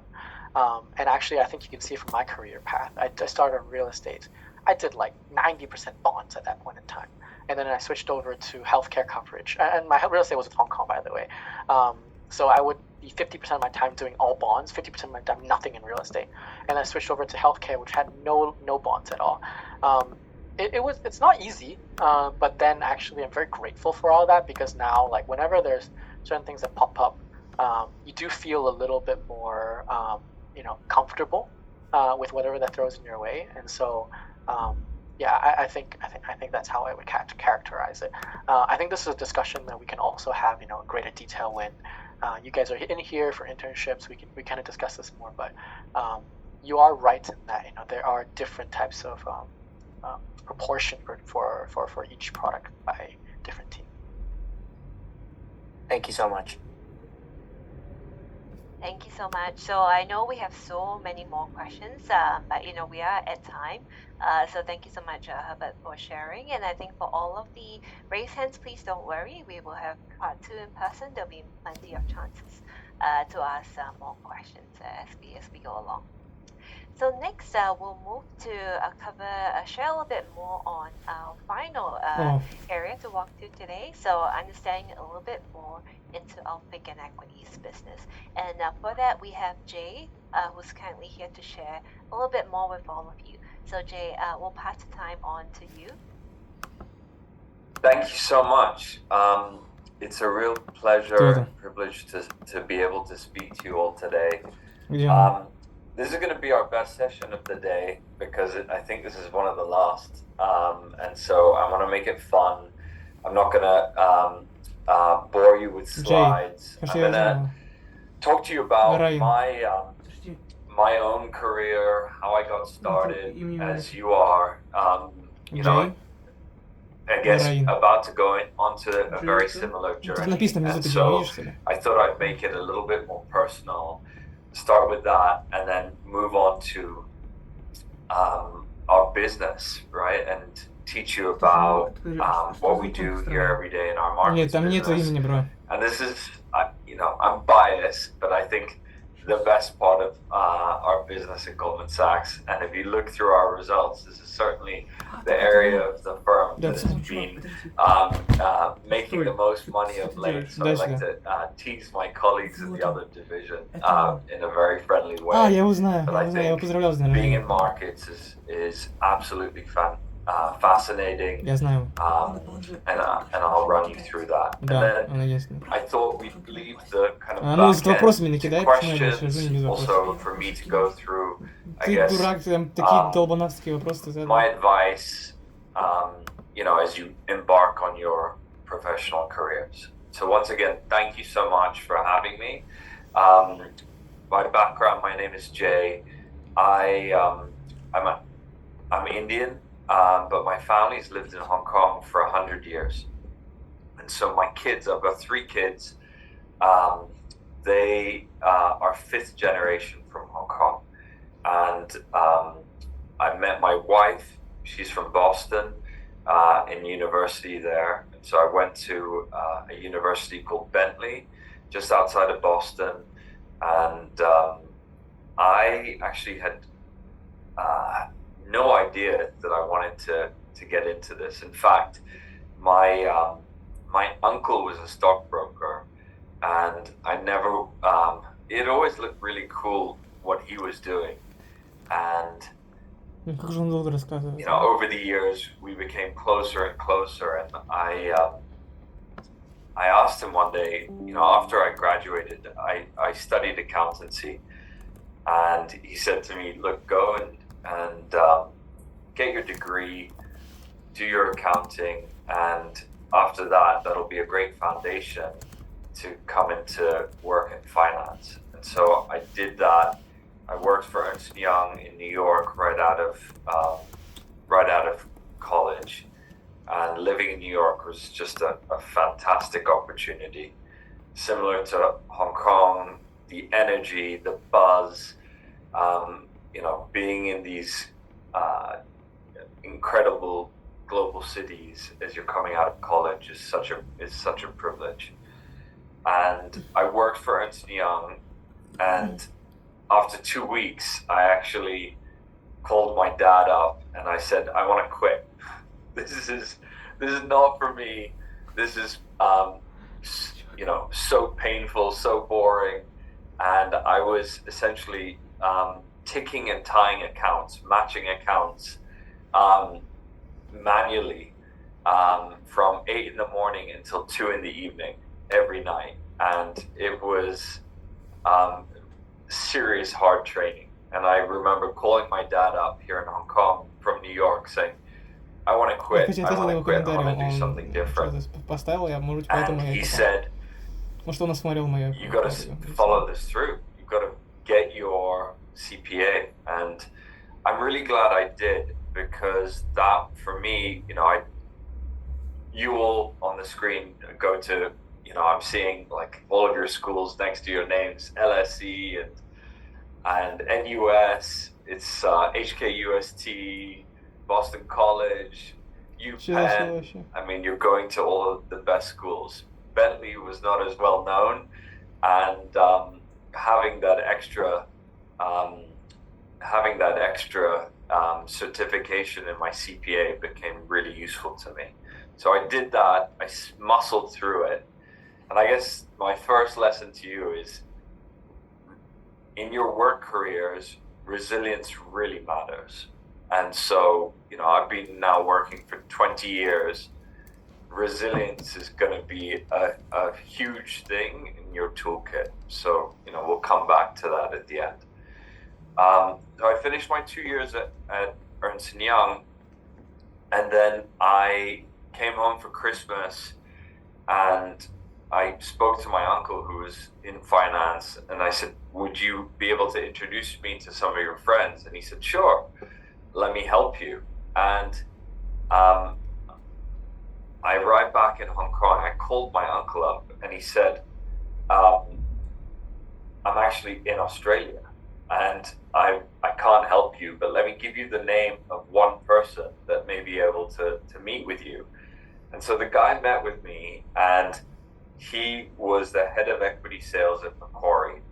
And he said, I'm only taking this meeting because I'm friends with your uncle, but I really don't want to be here, and I don't have a job for you. But I will do you one favor. I will give you the names of all of the heads of sales if you really want to get into the market. I don't have their emails, I don't have their phone numbers, but I know their names. And so I spent the next 2 weeks cold calling every firm on the street and their heads of sales. I would use Google and call up the switchboards. And so I actually cold called Goldman, cold called Morgan Stanley, cold called all of the heads of sales at these different firms. And I was actually very fortunate that Goldman gave me a call back, and I met the person that has my job today, who was running Asia sales, and his name was David Torrable, and he was very kind and met with me, and I was so blown away by the way he conducted himself, his kindness, his openness. I just knew that Goldman was a really special place. Unfortunately, he didn't have a job for me, but I stayed, connected to the firm for the next decade. And I knew that I wanted to eventually get there. Now, in my cold calling journey, BNP, the head of sales there, called me back. And he called me, he said, "You called me 47 times. You've got to be the most irritating little expletive that I've ever come across. And you'd be perfect for sales." And so that's how I got my start in financial services. I mean, to move from auditing to being on a trading floor was a huge leap of faith. And so I started my job in March of 2008 on the trading floor for BNP in Hong Kong. Now, if all of you are students of history and financial markets and economies, you would know that I basically joined right at the top, right before Lehman Brothers would end up going under 6 months later. And so I was given a real baptism of fire, and I didn't really know anything about finance. I just knew how to hustle and cold call people. And so I learned a lot, and I was literally the coffee run for the first year. I was printing out things and just trying to be helpful. And I guess that comes to my second bit of advice. The people that, and hopefully you all apply for Goldman internships, and I'd love to meet you all in due course. But once you have your junior year internships, the people that will really stand out in this group are going to be the people that just want to be helpful. That goes such a long way. And because I was always trying to be helpful, I got noticed on the floor, and an MD was retiring, and the first, his biggest client was a firm called Fidelity, who are still to this day, one of the largest 5 asset managers in the world, and a huge partner and client of all of the banks on the street, including Goldman Sachs. And in my boss's infinite wisdom, he said, "Look, if we've all struggled to cover this account, maybe this annoying kid can give it a go." And I did, and that was the inflection point in my career. And it was, you're going to be given these opportunities when you start your job, and some of them will change your life. And for me, it was being able to be given one big account and turn that around was just completely instrumental in my career trajectory. And so, I talked to you about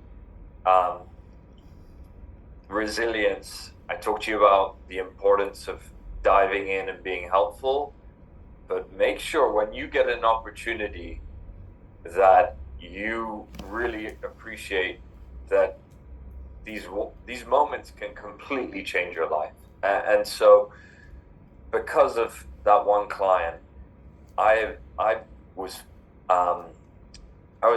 fast-tracked and became the head of sales 5 years later. And then that opened up an opportunity for me to move to Singapore, where I had my first 2 kids, and I ran our businesses in Southeast Asia. Now, all throughout this period, I stayed in touch with Goldman, and just, if you're going to be in financial services, there is, for me, there was one place to do it, right? And this is the premier financial services firm in the world. And I always aspired to be here. And I got that chance 10 years later. I had to wait. So all of you are so, I'm so envious that you're here and, you're in your freshman, sophomore, junior years. I think it's sophomore, right? Your sophomore years, and you have the connectivity to potentially join the firm. Because I wish I had, the start of my career and was an intern at GS.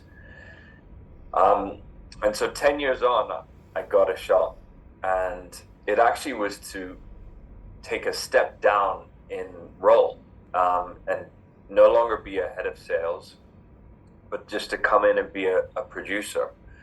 And I took that risk. I bet on myself, and I'm so glad I did, because it is, I've been here at the firm now 8 years, and it has been the most rewarding period of my career. And I love the firm dearly, and it's just an amazing place to work. And the people, I was a bit nervous coming in because Goldman's got this kind of huge reputation, and I was just very nervous to come in, especially at the senior level. And I've been blown away by the culture and how collegiate this place is, the focus on apprenticeship, and just how nurturing the firm has been to me since joining. And so it's been great. I would say, today, after being a producer for a number of years, I was able to get promoted here to become co-head of our sales team based out of Hong Kong, which is our hub for the region. So that's really exciting. And, I'm conscious of time, but, I would just leave you with, I guess, that personal anecdote of mine and how much I've loved being here at GS. And I really hope all of you get to start earlier than I did. Now, I know this subject for today was about our markets division. And so, I'm very proud to be able to represent Goldman's markets business. It is the biggest part of our firm. It is, a business that has been on fire of late. And I would say, really simply, we are providing access to capital to corporates, right? You would have just met someone from our banking division. So we're taking our clients from banking and we're marrying them with our clients from the markets division. So I mentioned my first client in the business was Fidelity. That's a great example. We'll use that. So today, I think we've probably been on 50 IPOs and follow-on offerings in Hong Kong. What does that mean? That means that 50 companies that we've been working with on the banking side, maybe some of you know a company called Minimax, or in the past, Pinduoduo, or Tencent, Alibaba. We've been part of taking all of these companies over time, Meituan, taking them public.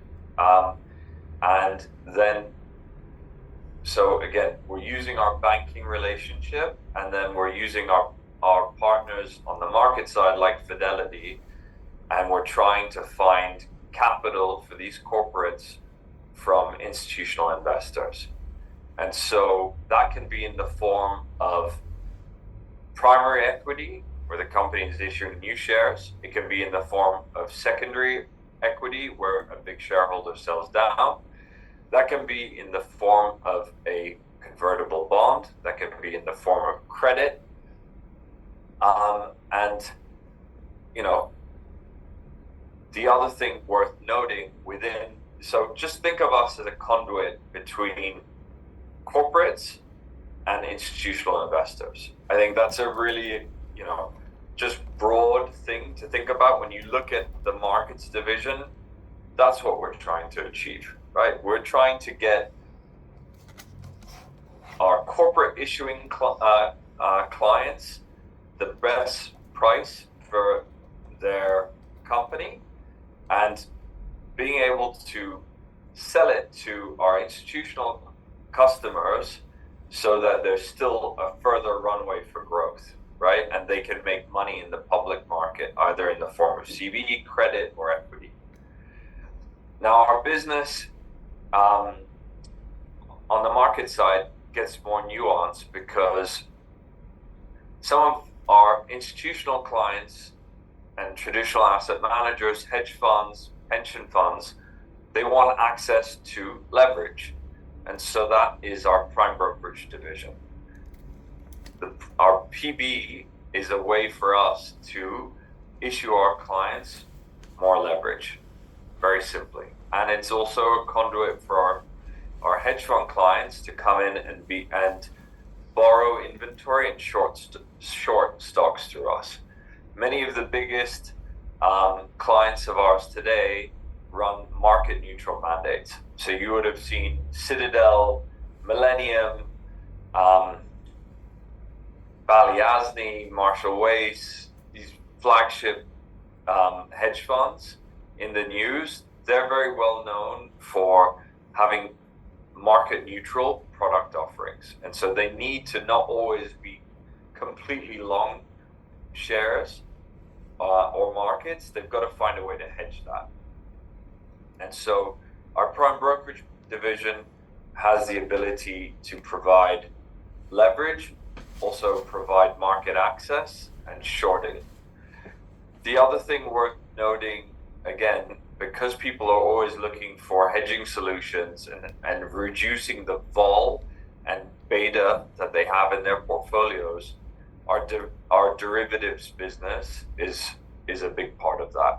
And so here I've kind of talked about the different pillars of our markets business. On the one hand, we are conduits for capital markets, so that's one pillar, right? Matching effectively buyers and sellers, right? Sellers of stock and buyers of stock, corporates and institutions. So that's one pillar. The second is providing some of our clients market access and leverage. The third is hedging solutions via derivatives. And I guess the fourth is liquidity solutions, right? If you are a huge institutional investor and you need to sell $1 billion worth of stock, sometimes you're going to need a bank to help provide liquidity. You may not find that in the market, right? Market liquidity is only so much. So I'll give you a great example. The entire Philippine market trades less than $200 million a day. So we'll go back to my client, Fidelity. They manage $7, $8, $10 trillion today, right? And they probably have $2 or $3 billion of exposure to the Philippines. If the market is only trading $200 million a day, you're going to need someone to come in and provide you liquidity. And so these are the four pillars of our markets business that I think are really important to come away from. So one, again, I want to just repeat myself. Our job is to marry capital, number one. Number two is provide market access, leverage, and inventory. The third is hedging solutions through our derivatives franchise. And lastly is serve as an intermediary and provide liquidity. That is the core of the markets business.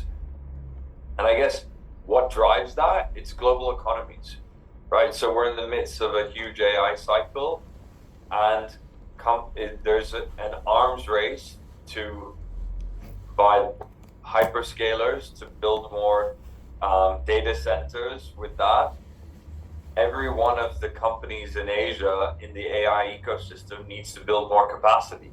How are they going to build more capacity? They need to raise equity. They need to raise debt. They need convertible bonds, right? And so they need us.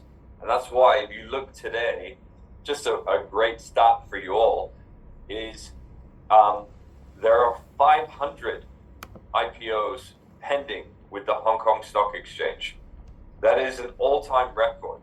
So the amount of business that corporates are getting, and thus, in turn, needing access to capital, is larger than ever.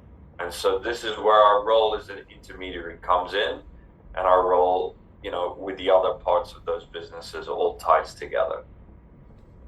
So, look, I'm conscious that we only have about 5 minutes left. I wanted to keep it high level. I wanted to make sure it was personal. I also wanted to share my perspectives on Goldman Sachs. Maybe we can open it up to 2 or 3 questions and see if anyone. Sure, thank you, Jay. I think I can help manage the quick Q&A session, as I can see the hands raised in the meeting. So I think our first one on my list is Myra from NUS. Please feel free to unmute yourself. Hi, Jay. Thank you so much for sharing. I'm Myra from NUS, and just now you mentioned that you've worked in New York, Singapore, and Hong Kong.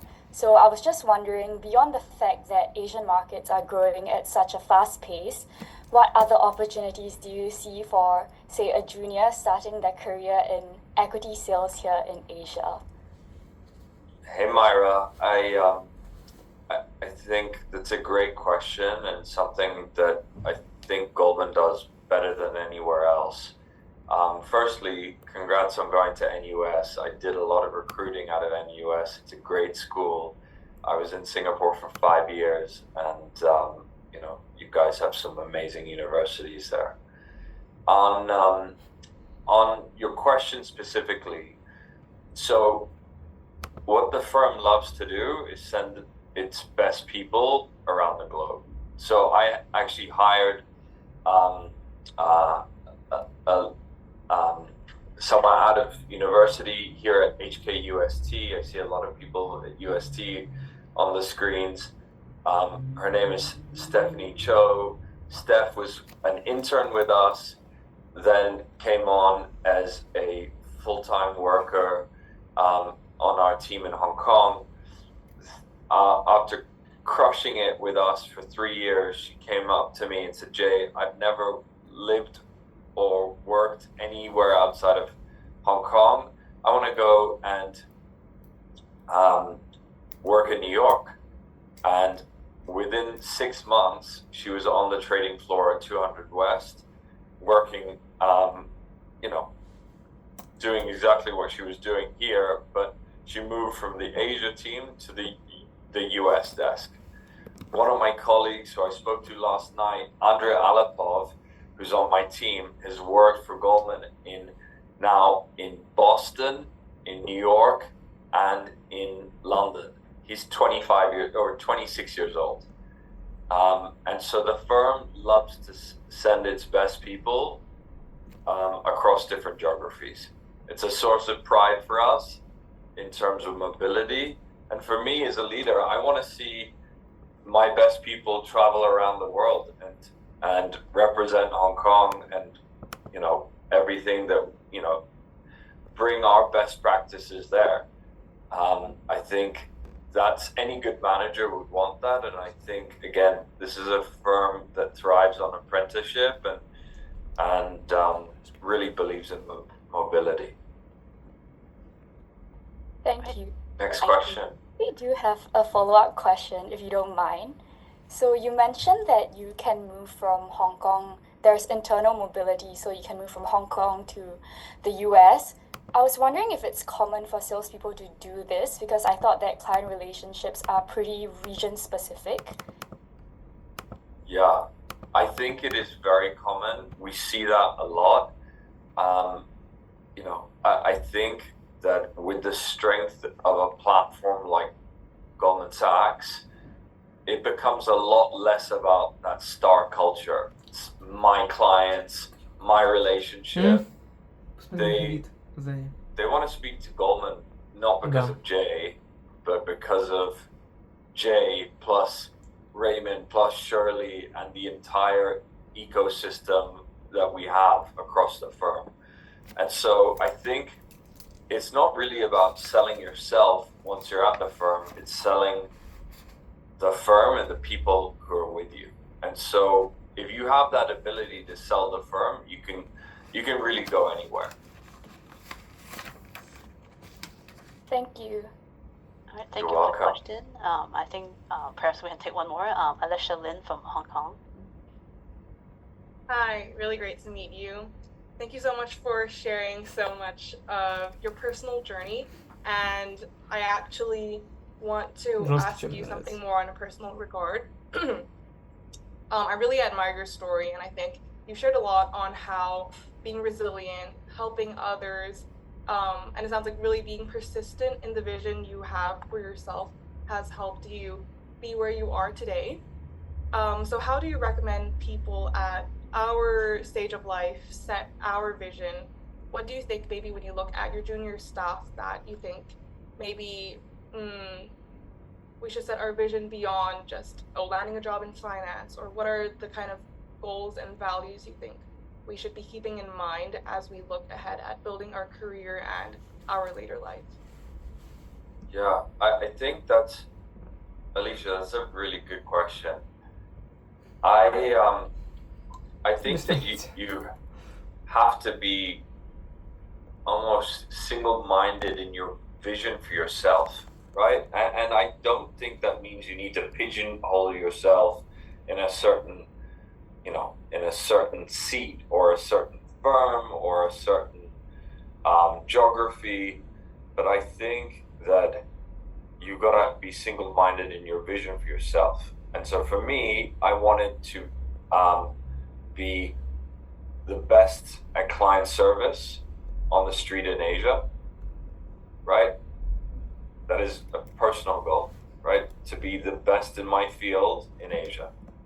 Number two was to be a leader at the firm I worked at. And number three was to make a lot of money for my family.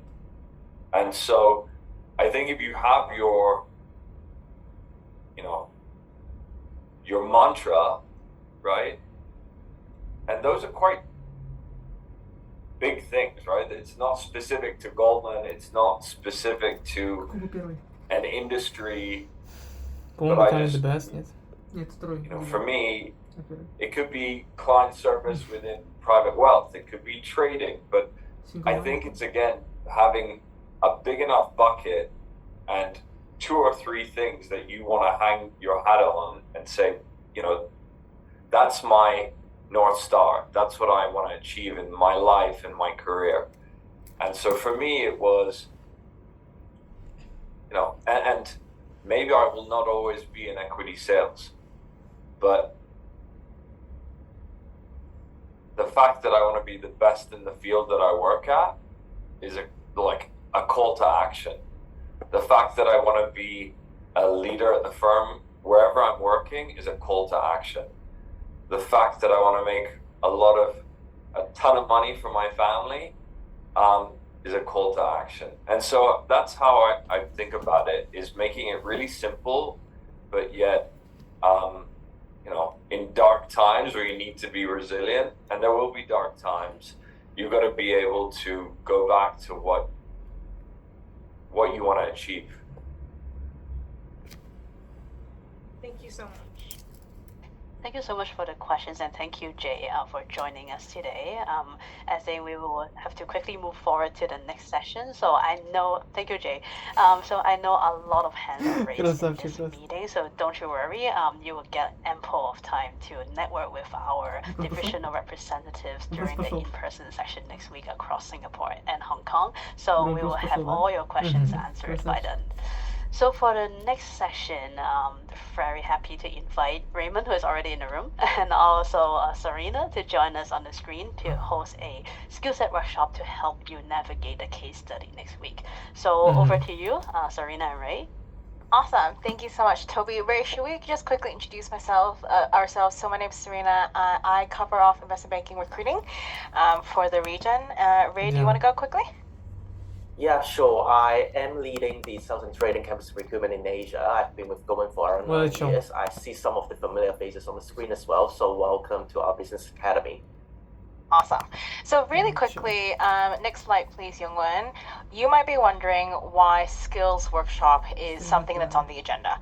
And one of the things that we want to do with the Business Academy is to actually help you understand that maybe whatever you think about when it comes to what your preferred division is or what you think you should be doing or you're good at might be different from what you actually should be doing.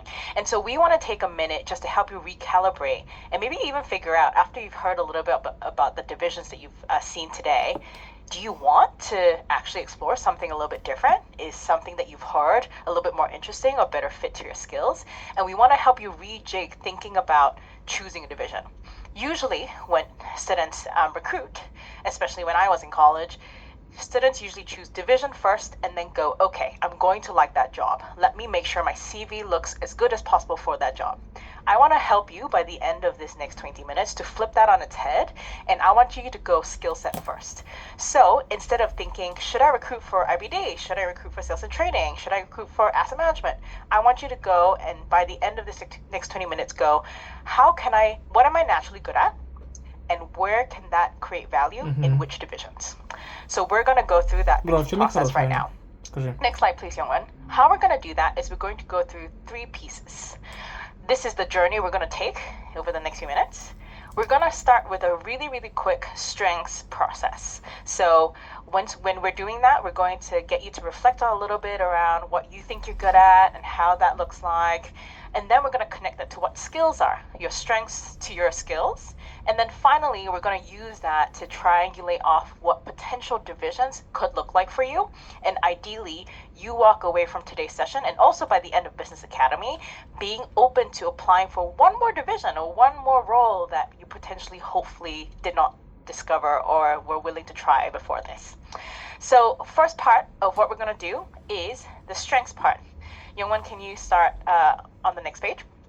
So to help you figure out your strengths, this is the part where I want you to take 30 seconds to close your eyes. You can meditate if you want. I'm going to close my eyes. And I want you to think about, is there a specific moment in the last 12 to 18 months where you felt really like switched on, energized, in the zone, or something that happened where you're like, I'm really proud of how I handled that or the outcome of that? I'm going to give you 30 seconds to a minute now to think about that. It can be a challenging academic project. It could be a moment in your clubs that you're really proud of, a sports victory, a team conflict that you resolved. Just 30 seconds now to think about it. You can write it down if you want to, or just have it in your head. And I'd like for people to kind of just reflect a little bit. Okay. Next slide, please, Youngwon. Now that you've thought about it for a little bit, I want you to think about, how did you achieve that outcome? When I say how, I mean think about the methodology that got you there. What did you do? What did you think? What did you say? What were the actions you took? What were the things that you had to put on or try or say or talk to, or like stuff you had to pull out of your hat that you used to get there? And then maybe we can have 1 or 2 people put up their hands, and maybe we can hear from the group a little bit. Okay. Anybody want to volunteer their answers? You can use the raise hand button, just like you did just now. I'm very nice, don't worry. I don't bite. Anybody wants to share? Okay, we'll do Yue from Babson. I haven't seen a Babs in person in a long time, so welcome. Thank you. The moment that I think about is when I stood on the stage and performed in front of my entire school and in front of parents for my Babs and Dance Ensemble team. And I think how I achieved that outcome is by going to practice every week and also stepping out of my comfort zone and learning new dance styles. And I often check in with choreographers and also the people on my dance team to make sure that we can all go work together as a team. And I think that's how I achieved that outcome. Awesome. So what I'm hearing, and you can let me know, is relentless work ethic, resilience, and also it sounds like a little bit of teamwork in there, right? From working with your friends and your dance kind of club around you. So that's really great. So those are some of the things I want you to hold on to. I'm gonna quickly call on maybe Casey from HKUST.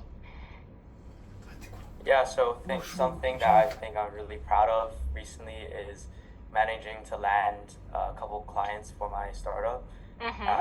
Just being able to network and put myself out there and really pitch my product well. I've also developed the product myself, so I have a very deep understanding of how everything works, and being able to convey and break things down into very simple, easily digestible parts for them to really understand, and managing to actually have an outcome and a product out of my actions.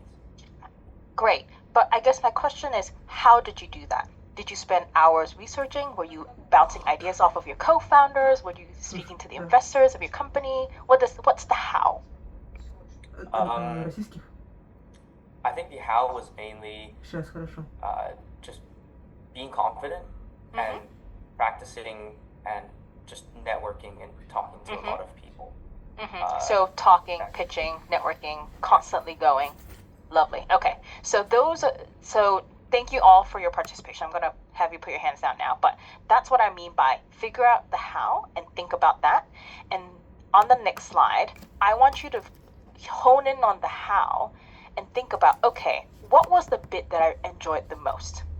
And when you look at the things that you enjoyed the most and the things that you're naturally good at, those are usually the things that you naturally have as strengths. And the reason why we're spending so much time on this is because how I want most students, and I've said this to the many NUS students who are in the room who have spoken with me multiple times, is I always say that people should go strengths first, strengths to skills to jobs, not jobs to CV to then recruiting for that job.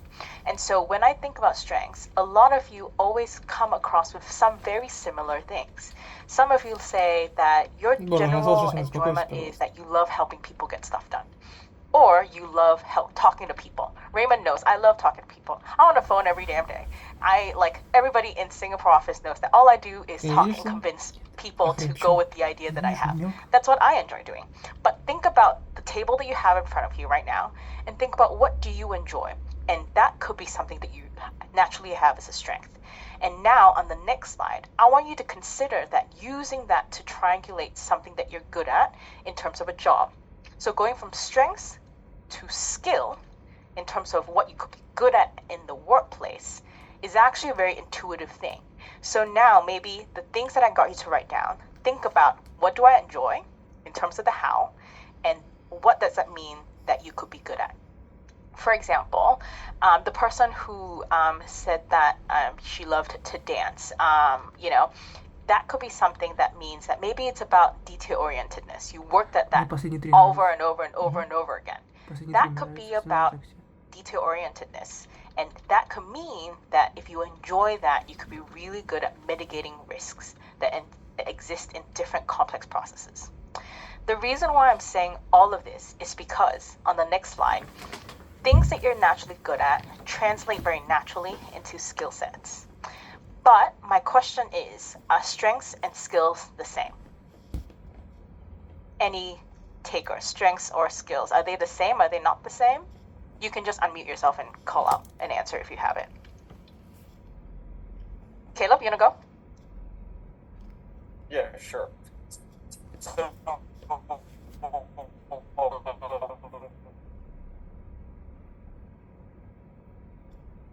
I would think skill is something that you can train over time. Yeah. You can hone your skills by practicing a lot. For example, again, but strength is something that someone who is naturally good at talking, right? A lot of people can train to be a good public speaker, but you can never, for example, be another Obama if you don't have the natural strength for public speaking to begin with. So I think that's the biggest. Awesome. Thank you, Caleb. So you're right. So on the next slide, why I took some time to get you guys to talk about your strengths is because the strength is the engine. It's what naturally gives you the motivation to go, I want to keep doing this. I want to keep going and naturally rely on this thing that I have. But what I want you guys to take away today is go from what energizes you to what could be beneficial for your career and use it as the vehicle. So the strengths are the engine, but the vehicle, how those strengths come through as beneficial and impactful in the workplace is the actual skill sets. So from, like Caleb said, you are naturally good at most of your strengths, but your skills take time to work at. I wasn't born as a good speaker. I was probably a big yapper as a kid, but how I present now is very different from how I presented as an analyst because I kept working on that skill. But because I had the natural strengths, it was easy for me to continue to refine that skill until I got to a point where I was good at something. And so what I want you guys to do now, on the next slide, please, young one, is take your strengths and figure out, 2 slides too far, and how you can actually figure out what your skills are. You are good at servicing client requests. That means client coverage as a skill.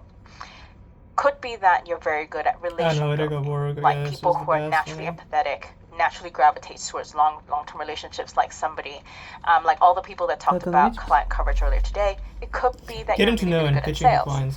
Maybe sales actually is a Things good like career analytical work could translate to data analytics, and maybe even things like simple things like, hey, you really love driving processes. No, I don't always talk. Maybe you're president of a student club, or you were president of your student body. That means that you could be really good at systems thinking, process optimization down the line.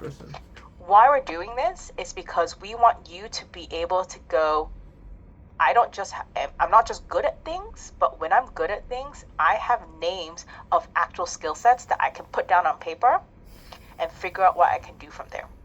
So this is just a little bit about, if you go to the previous slide, young one, how we can go from, I know what my strengths are, to these are the things I'm good at and that can become a skill for me to leverage on. This is a leverage point for me.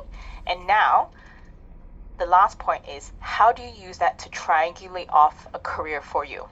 So next, in 2 slides, please, young one, Raymond's going to take over and help you understand a little bit about how you're going to use those skill sets to figure out the divisions that could be a good fit for you.